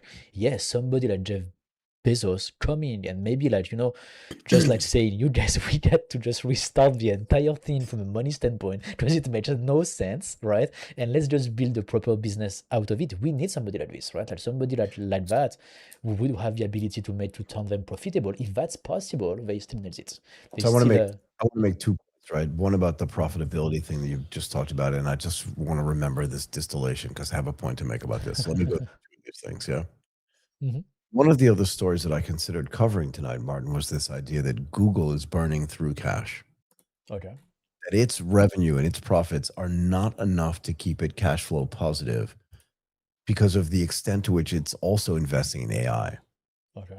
But they're $6 billion down. Okay. According to the Financial Times, the Business Insider, and the BBC, and just some some stuff that I've seen on X. So that's the scale of investment that the hyperscalers are making into their AI businesses. They have billions, hundreds of billions of dollars of revenue Yes. to cover, so they can lose $6 billion a year. Whereas the last losses that we saw for OpenAI were like 17 billion, but they don't have another business to cover those costs if they can't raise other money. Yes. Yes. Yes. Yes. Yes. Yes. And Yes. Google recently did a bond offering. I can't remember how big it was to cover some of their costs. Yeah, that's the thing, right? And their stock, you're right, their stock price went down. So thank you for finding that link. But my point is that, like, if Google is investing that, if Alphabet, sorry, is investing that much money and they're still generating like cash negative, it's $6 billion. What is it going to do to it? It's like, what does Anthropic and OpenAI, how much money do they have to invest? This is my reason for saying, like, and remember, Google's stock got killed. No, this is a good point. Sorry. I think this is the perfect way to think about it, right? Like if Google have like if Google struggle to make money as of today with the data centers, with the cloud offering, Yeah. with the possibility to go The open ad business weights is generating 200 and something billion dollars a year and in the revenue. ad business, I mean, how far Anthropic and OpenAI are, right? And where they have massive bills on the compute side and they don't have anything else, right? And so that's why, like, this is not going to last long, I think. If Google believes we need Minimax, we need Kimi K3 to be able to have a strong offering towards our enterprise clients, this is what is going to push like really, really strongly Yeah. for like a non-ban. That's why I always call these companies the big brothers, because they are the biggest. They are the one who have the most to lose in case their business goes bad, right? In case the AWS business goes sideways, in case the Google Cloud business doesn't go right, they are the one who are going to lose the most by far. And so that's why they can't let things that are bad for their own business happen. And that's why if in case those guys believe that they need the open weight models, they are going to push in any, like they are really going to push for this to happen, either through the Chinese or through OpenAI and Anthropic to actually open weight their models. That has always been the way that I think about it. It's not going. It may not come from OpenAI and Anthropic themselves. It may come from Amazon and Google and Microsoft forcing them to do it for their own sake, basically. Exactly. Right? Like they don't care about OpenAI and Anthropic at all. They just like erase the loss that they made into their company, but they don't want more loss. So now they want to be in charge, and so they force everybody to be open weight, basically. That's So yeah. can I make my commentary on distillation? Yes, go ahead. So let's just say that there may be a case that Kimi K3 ran a distillation process. They used thousands of accounts or whatever to build a model that's almost as capable as Anthropic's models or OpenAI's model. Let's say they did do that. Let's just say Okay. that's a fact, even we don't know that for sure, but let's just for argument's sake, let's say it's a fact. Yes. Maybe they did that because they were resource constrained and they knew that they had the technical ability to catch up, but they wanted to save themselves time. So they wanted to get as close as they possibly could to the existing models from the frontier labs in the United States to prove to people that they could build that model so then they could go out and raise money. In other words, let's just say they had the intellectual and the educational capability to be able to do this, but they made a decision internally that said, you know, if we just distill this thing, we can get close enough so that then we can prove to people we can build this, then we can raise money, so we don't need them anymore to do distillation.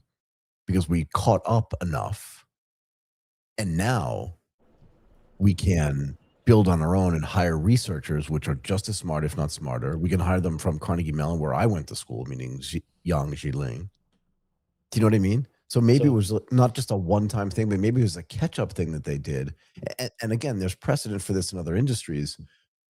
The Japanese originally licensed some of their car building technology to the Koreans, and the Koreans like, thank you for that. But they don't license it anymore. They just like built their own stuff now that they've caught up.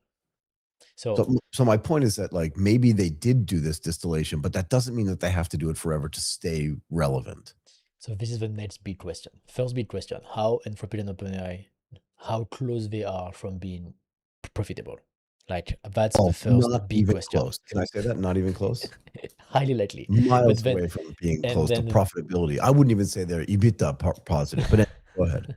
And then the second big question is exactly what you said. How close are the Chinese model to actually being able to do it themselves? How much do they depend on OpenAI and Anthropic? Notice there are no accusations about DeepSeek or Minimax doing any distillation.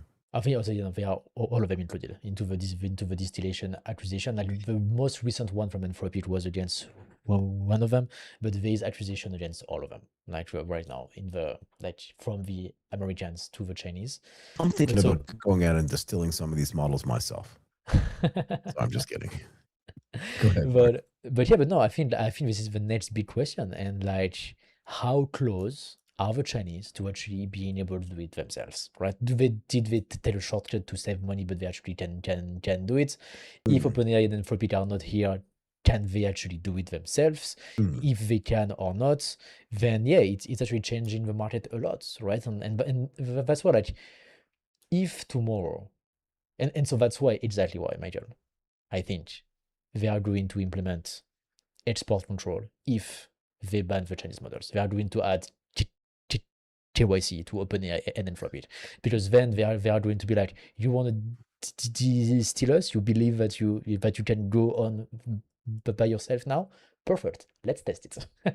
So now China cannot access OpenAI and Anthropic at all, and now let's see what you're gonna do with it. Martin, I need to ask you a private question, if you don't mind. Tell me. So hopefully no one's listening right now. Tell me. Do you have some kind of connectivity into this current administration? Like, did somebody whisper something? You know what they're going to do? Like, you seem very sure about this. I don't know. To me, it's crystal clear. It's crystal clear. In case they ban the Chinese models. You talking to JD Vance about this? Really? That's mean not to tell me. I don't, Michael. I really don't. And to be honest, I don't wish I had. Really, I really don't wish I had. I much prefer just looking at what's going on and having some ideas. But I don't see how. Yeah, I'm sure. I think we're gonna do it. I think they are going to do something like that, which is not a really good news. I think I would hate this idea. I mean, at the end of the day, once again, I don't care, right? Like when we want to open a bank account, they ask for my passport, and that's fine, right? And we don't do anything wrong, not criminal. So also, like, which means, Michael, like, it really made me think about the potential next step. I don't think that's possible. Like, what do you mean? Like, what happened next? You know, like, they ban the Chinese model, they ask for KYC, then what's next? Then okay, OpenAI and Anthropic goes open weight, and then I was like, you know what would be the perfect solution? Like, on top of all of these things, right? Yeah. Is if they can find a way. Once again, from a tech standpoint, I have no idea how it works, how it would work, but I don't know everything, and there's maybe some smart people who have a solution.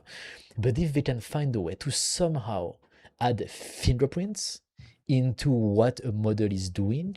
So basically the idea would be to trace back, if you use your Claude subscription, your Claude model, Mythos, to attack a system, then inside this attack, there is enough fingerprint to link back to which account has actually attacked them. And because now there's KYC, now they can actually find you.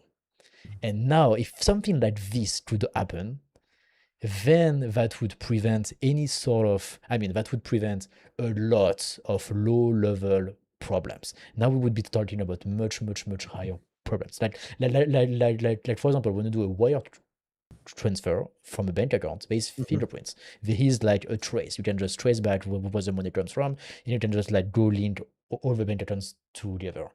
Something like where if you do something with your models, we could trace back to your account. We could just like go back to you, say it was actually this account that did it, and then once again, because there is KYC, we can just go back to actually which organization, which individuals actually owned these accounts.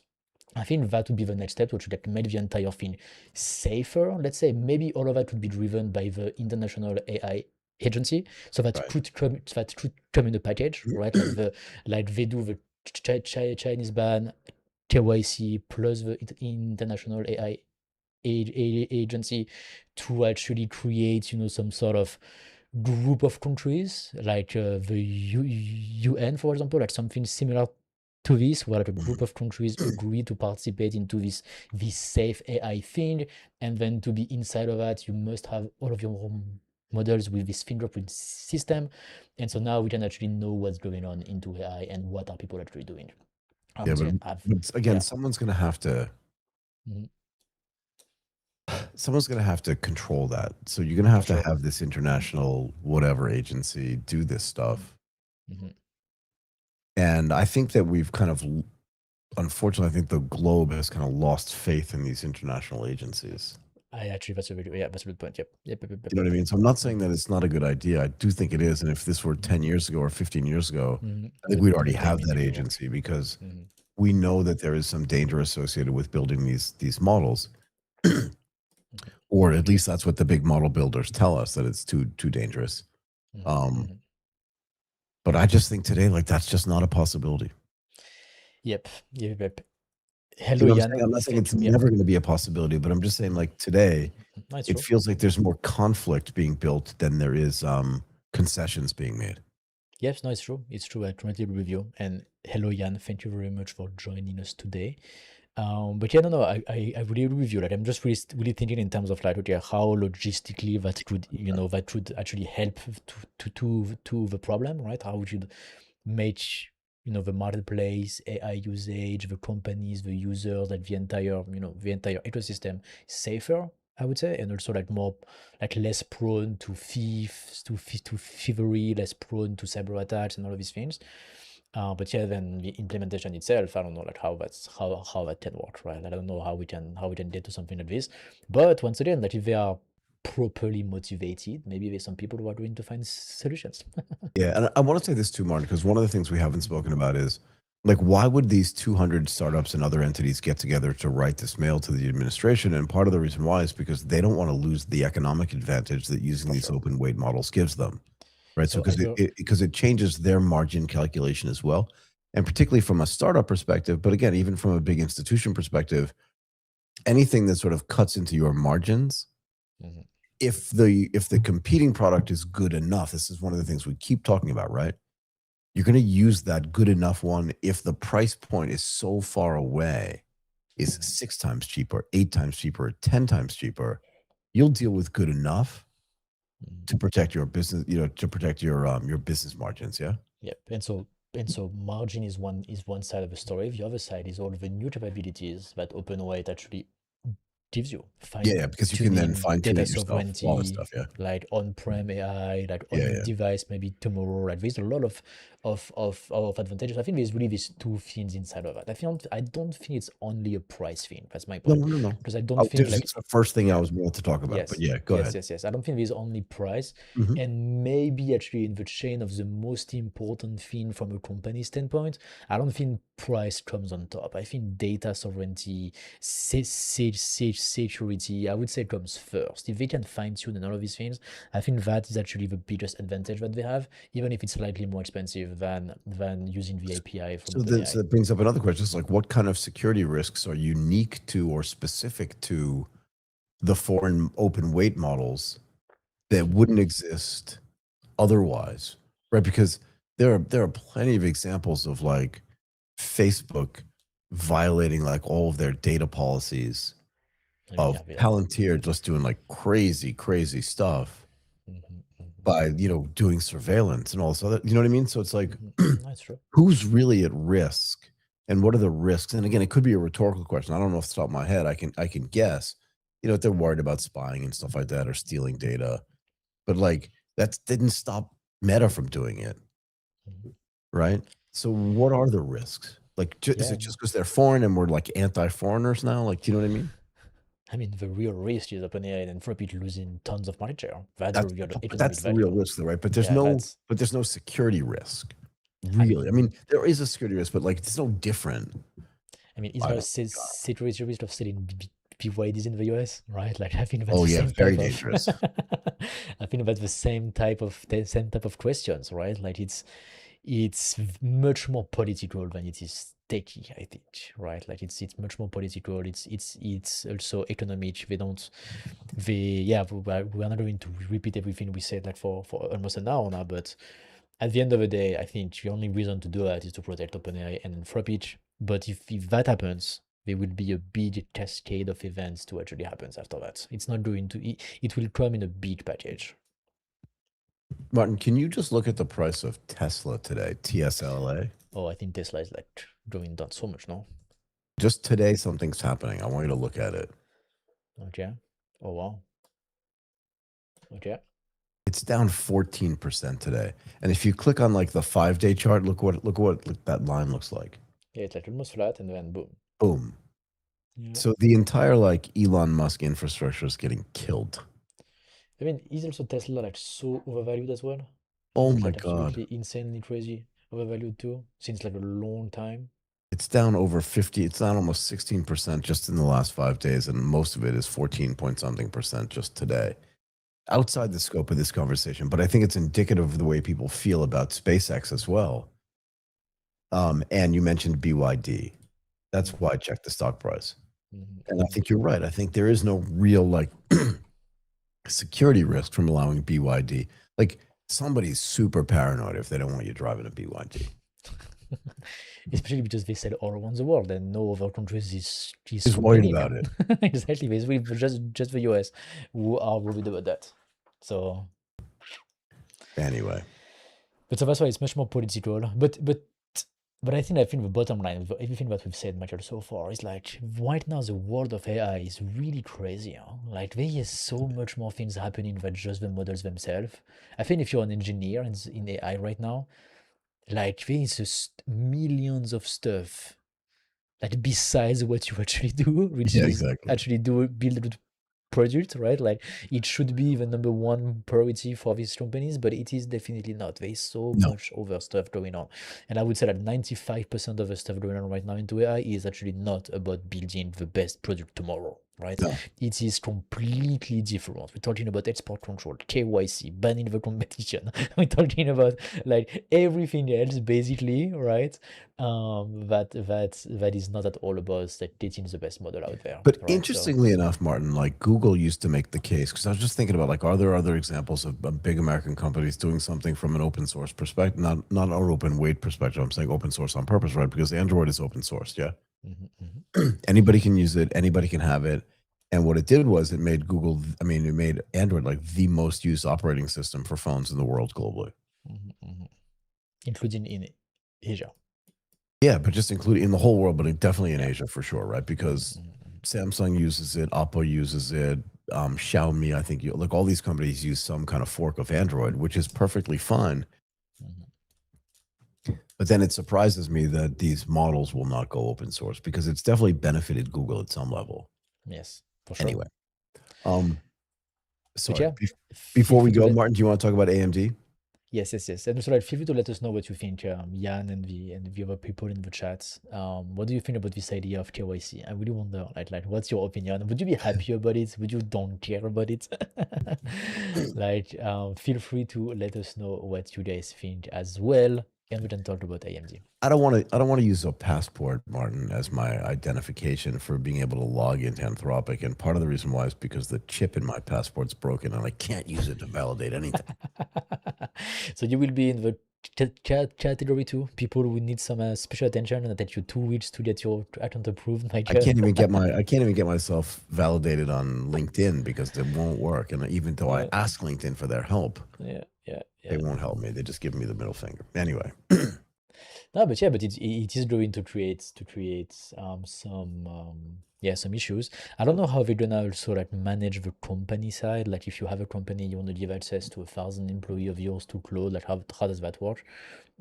That's gonna be maybe maybe they will do like KYC on the company level, and then from the company you can actually deploy licenses to your employees, something like that. I think that would be a route. And for example, the company needs to be registered in the US or in one of the friendly countries in the world. That's pretty simple to implement. But and all of these systems like already work, right? Like that's what has been implemented in banking, in online banking for years now. And there is all the systems, all the provider, all the yeah, all the people who can just do that for you right now, basically. It'd be really fast Yeah. and it can be implemented super quickly and it just works. So I think it's gonna happen as well if they ban the Chinese models.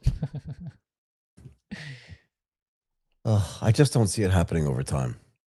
Okay, I you really don't. In other words, they you may don't think? ban it, but they'll unban it because Oh, mm. this Means administration banning. makes decisions just based on like the opinion of the last person that spoke to them. That's not an opinion. That's just a fact. Like if you just whisper into the right person's ear at the last moment, they'll be like, "Yeah, that probably makes sense. Maybe we shouldn't ban these models. Can I go play golf?" You Like know, that's kind of what it you, feels like to me. you know that something that you said as well last week that's really interesting is that what can China like what if China does the same thing, which Yeah, means yeah, yeah. the US bans the Chinese models, okay, then China say okay, actually we don't want to sell to the US as well, right? What if then the US and OpenAI like implement KYC, so they ask for everyone passports to actually use their models just to control who have access to what and also to stop distillation, and Mhm. then China does the same thing. You actually have to put your passport to use or to download our models, and then we get into a situation where China ban the US and the US ban China and then the two countries who loses basically are the US and China. And I Yeah, yeah. think US lose much more into this scenario. Way more So because China's way more. China's addressable market internally is just so much bigger. Exactly. Exactly. And plus China they are going to find like they are not built the same way on the financial side, right? No, Like no, no, no. all the capital raising and all of that, it doesn't work the same way as the US. So if they need something, they're just gonna do it, right? Like it's much more simpler in a way. If the government needs to interfere or do something, they're just gonna do something to just fix the problem and then make it good. So where in the US it's slightly more complicated. Agreed. So that's why at the end of the day, they could do the same thing. If China start to do this type of stuff, I mean, like just like imagine like if you just write this headline backwards, okay? Like 200 Silicon Valley firms, I don't know, something like that, something like fear that China ban their model from the US. Imagine Yeah, if that's the we headline. talked about this Just a couple of days ago, right? It's yeah, like maybe China will be yeah, like, "You're gonna ban us? Actually, exactly. never mind. Yeah, We're gonna ban our own companies yeah. from actually giving you access to it." Now, what does AWS want to do? What does Microsoft want to do? What does Google want to Mhm. do? What does Meta want to do? What do all the hyperscalers want to do now? Because now you don't have access to any of these models. Now it's Mhm, your mhm. move. I think it's Exactly. terrible. Yeah. And so, I mean, China could also be in a position where, of course, they see all this thing going on. They will be in position like, wait. We want to control who have access to our models. We don't want to let other government control who has access to what. So before you take the decision to ban us or not, we ban you first of all. Exactly. Let's start there, right? And then we want to be in charge of who actually have access to our stuff. We don't want to be the victim into this thing. So this headline could be Silicon Valley firms, Silicon Valley companies fear that China cut their access to their model instead of the US government cut their access to the Chinese model, right? Yeah. And now, if we write the headline this way, this is much more scarier. Right now, we are because they can't influence the Chinese governments. We're not gonna go to China and then find a way to influence them. I mean, this is a much longer shot, right? Agreed. So if China starts to play around the same way the US government is doing, this is a whole different set of problems, right? So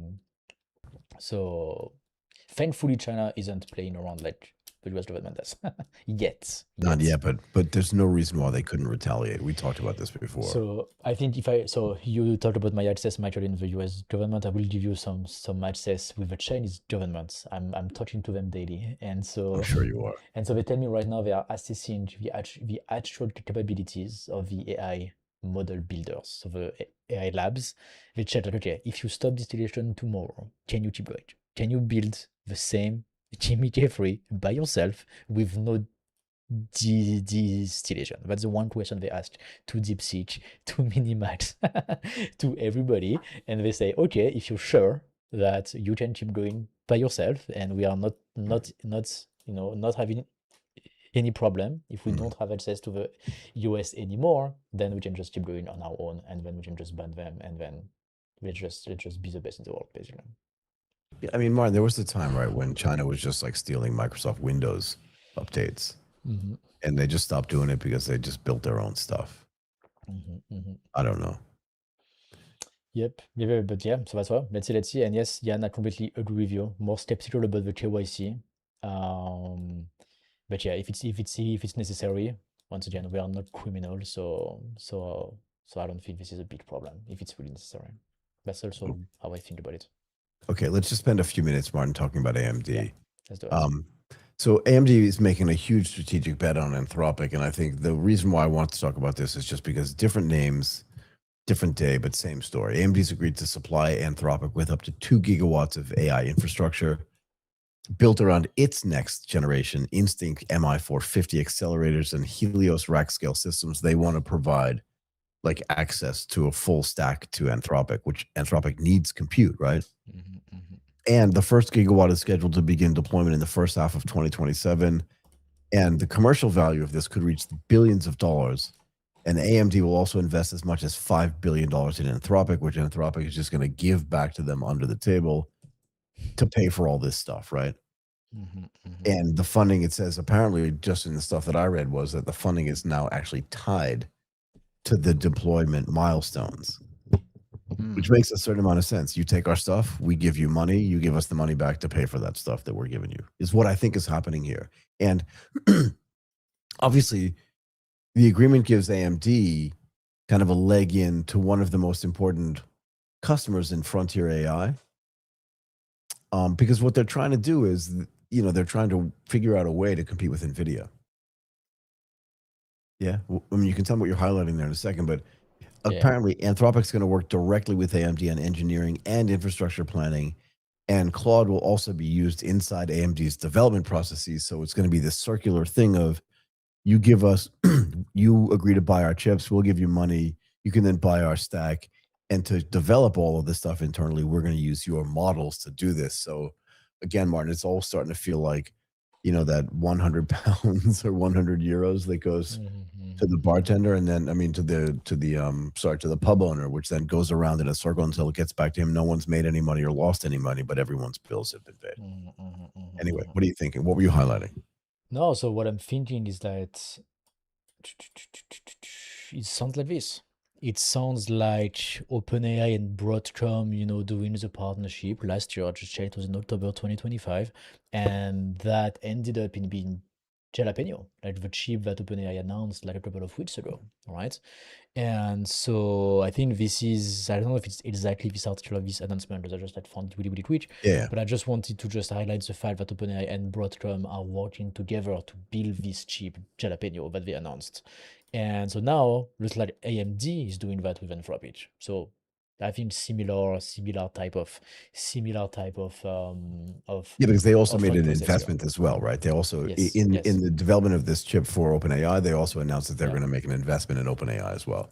Yes, And that's okay. my point, is that like, what's really happening here, I think, is that again, you're creating this circular thing where it's like, if you commit to an order for us, we'll give you the money to pay for it, and it's based on as many as you take, and then we'll give you more money so that we can invest in you and take a piece of you, and you use that money because you need compute to pay us back for the stuff that we're giving you. Mm, mm, mm. I don't know. So first of all, that's exactly, I think, I mean, that's what we've seen into AI, like from like since months now, right? Like Yeah, that's the from the same get go. with the type of investment that AWS is doing. Like this, like we invest, like, I don't know, X amount of billions, and then it's gonna be tied up, like it's gonna be tied with how much you actually spend in compute on AWS, and then we give it to you back, and then all Right, these right. things, right? Yeah. So it's really similar, I think. I was looking at, because I think there's a certain side of the story is like, I was wondering, like, why do they do chips, why do they do chips?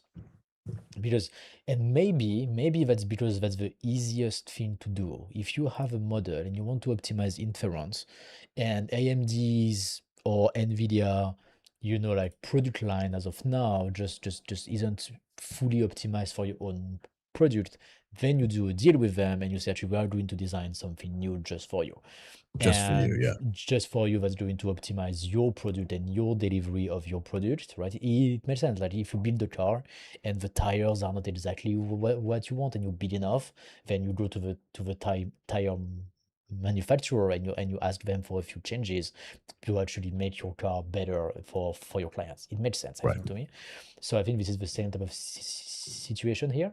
And then I was ch- checking why actually they do chips, because once again, maybe they are the easiest thing to do, because they only have to design them. At the end of the day, AMD chips are built by, do, do you know who, Michael? Yes, that's it. TSMC. Exactly. At the end of the day, that goes back to TSMC, and they are doing the hard work of actually building it, right? So maybe that's why. Maybe that's why they do cheap, because that is the low hanging fruit. Maybe they start there. I think it's not bad. I think it's good to actually do something and to optimize your own business by creating a new product line. I don't know if they have any intent of selling the chips or stuff like that, at least for themselves. But it feels like a small bet. I would prefer a big infrastructure deal.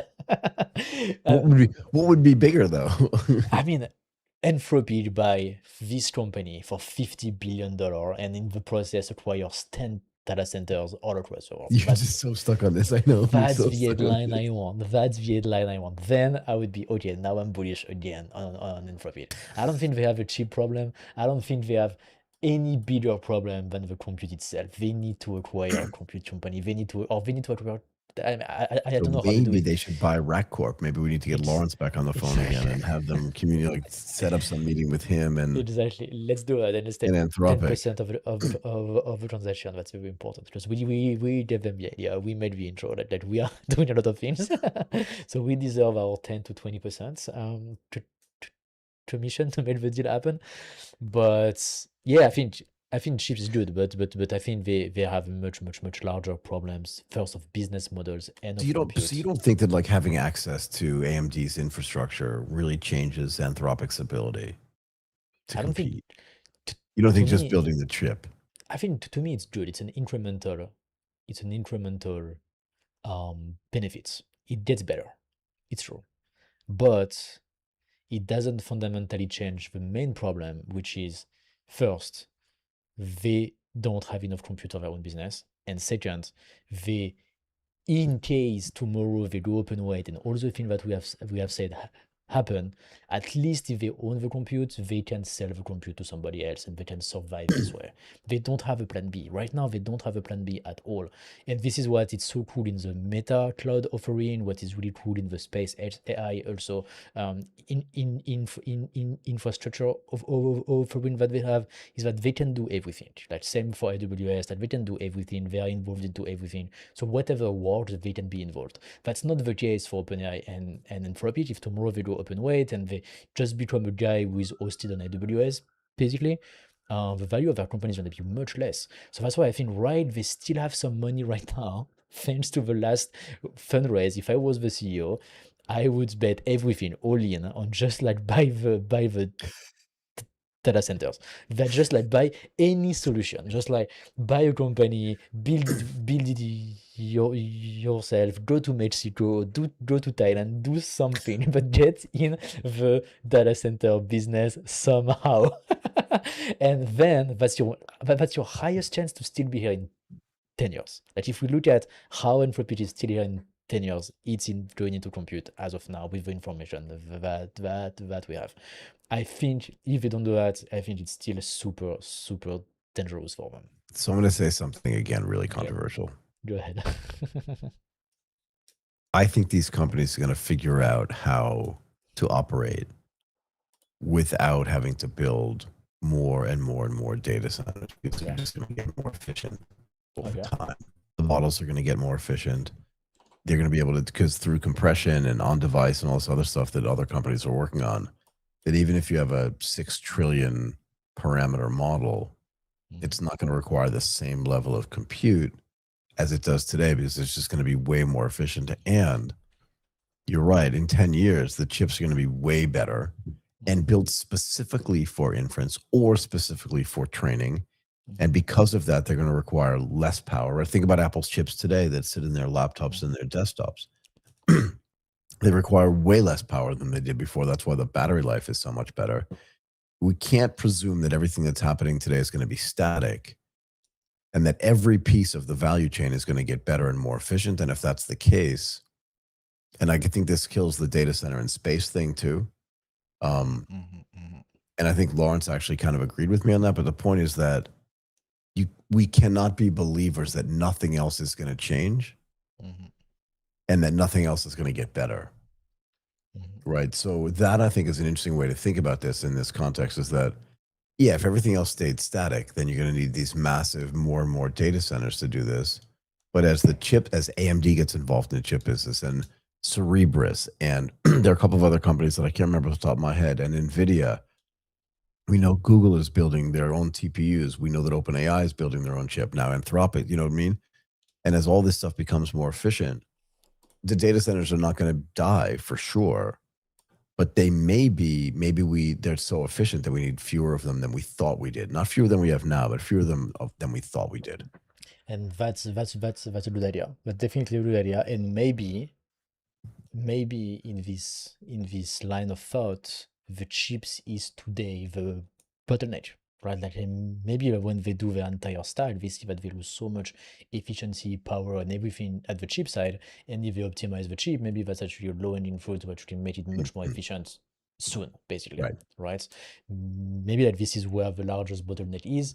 And then maybe, and actually that would be an interesting solution, right? Like where we get so much more efficient on how we run AI that we actually can run much more with what we already have, right? And I think a bit of everything, as you say, I think a bit of everything is true, right? Like I don't think it's not going to happen. I think it's definitely going to happen. I think also the demand is going to explode. I think we are really at the beginning of AI. Right now, we just have AI into the tech bubble, but we didn't really scratch the surface yet of, one, the mass market, and second, the largest companies in the world. We don't use AI at all yet. So it's just going to increase so much. And up until now, OpenAI and Anthropic have pretty much shown us nicely that they have no idea how to anticipate whatever's going on into AI. They know how to react to it, right?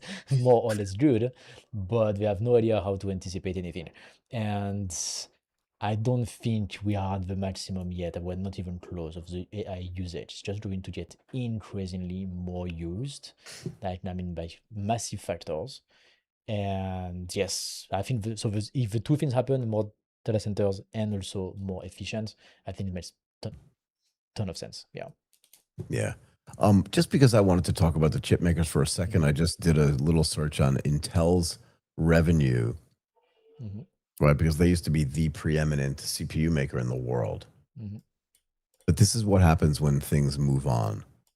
Okay, let me just run through this really quickly. $79 billion in 2021, 63 in 2022, 54 in 23, 53 in 24, and 52. So between 2021 and 2025, their revenue's gone down $17 billion. Oh, wow. That's a lot, actually.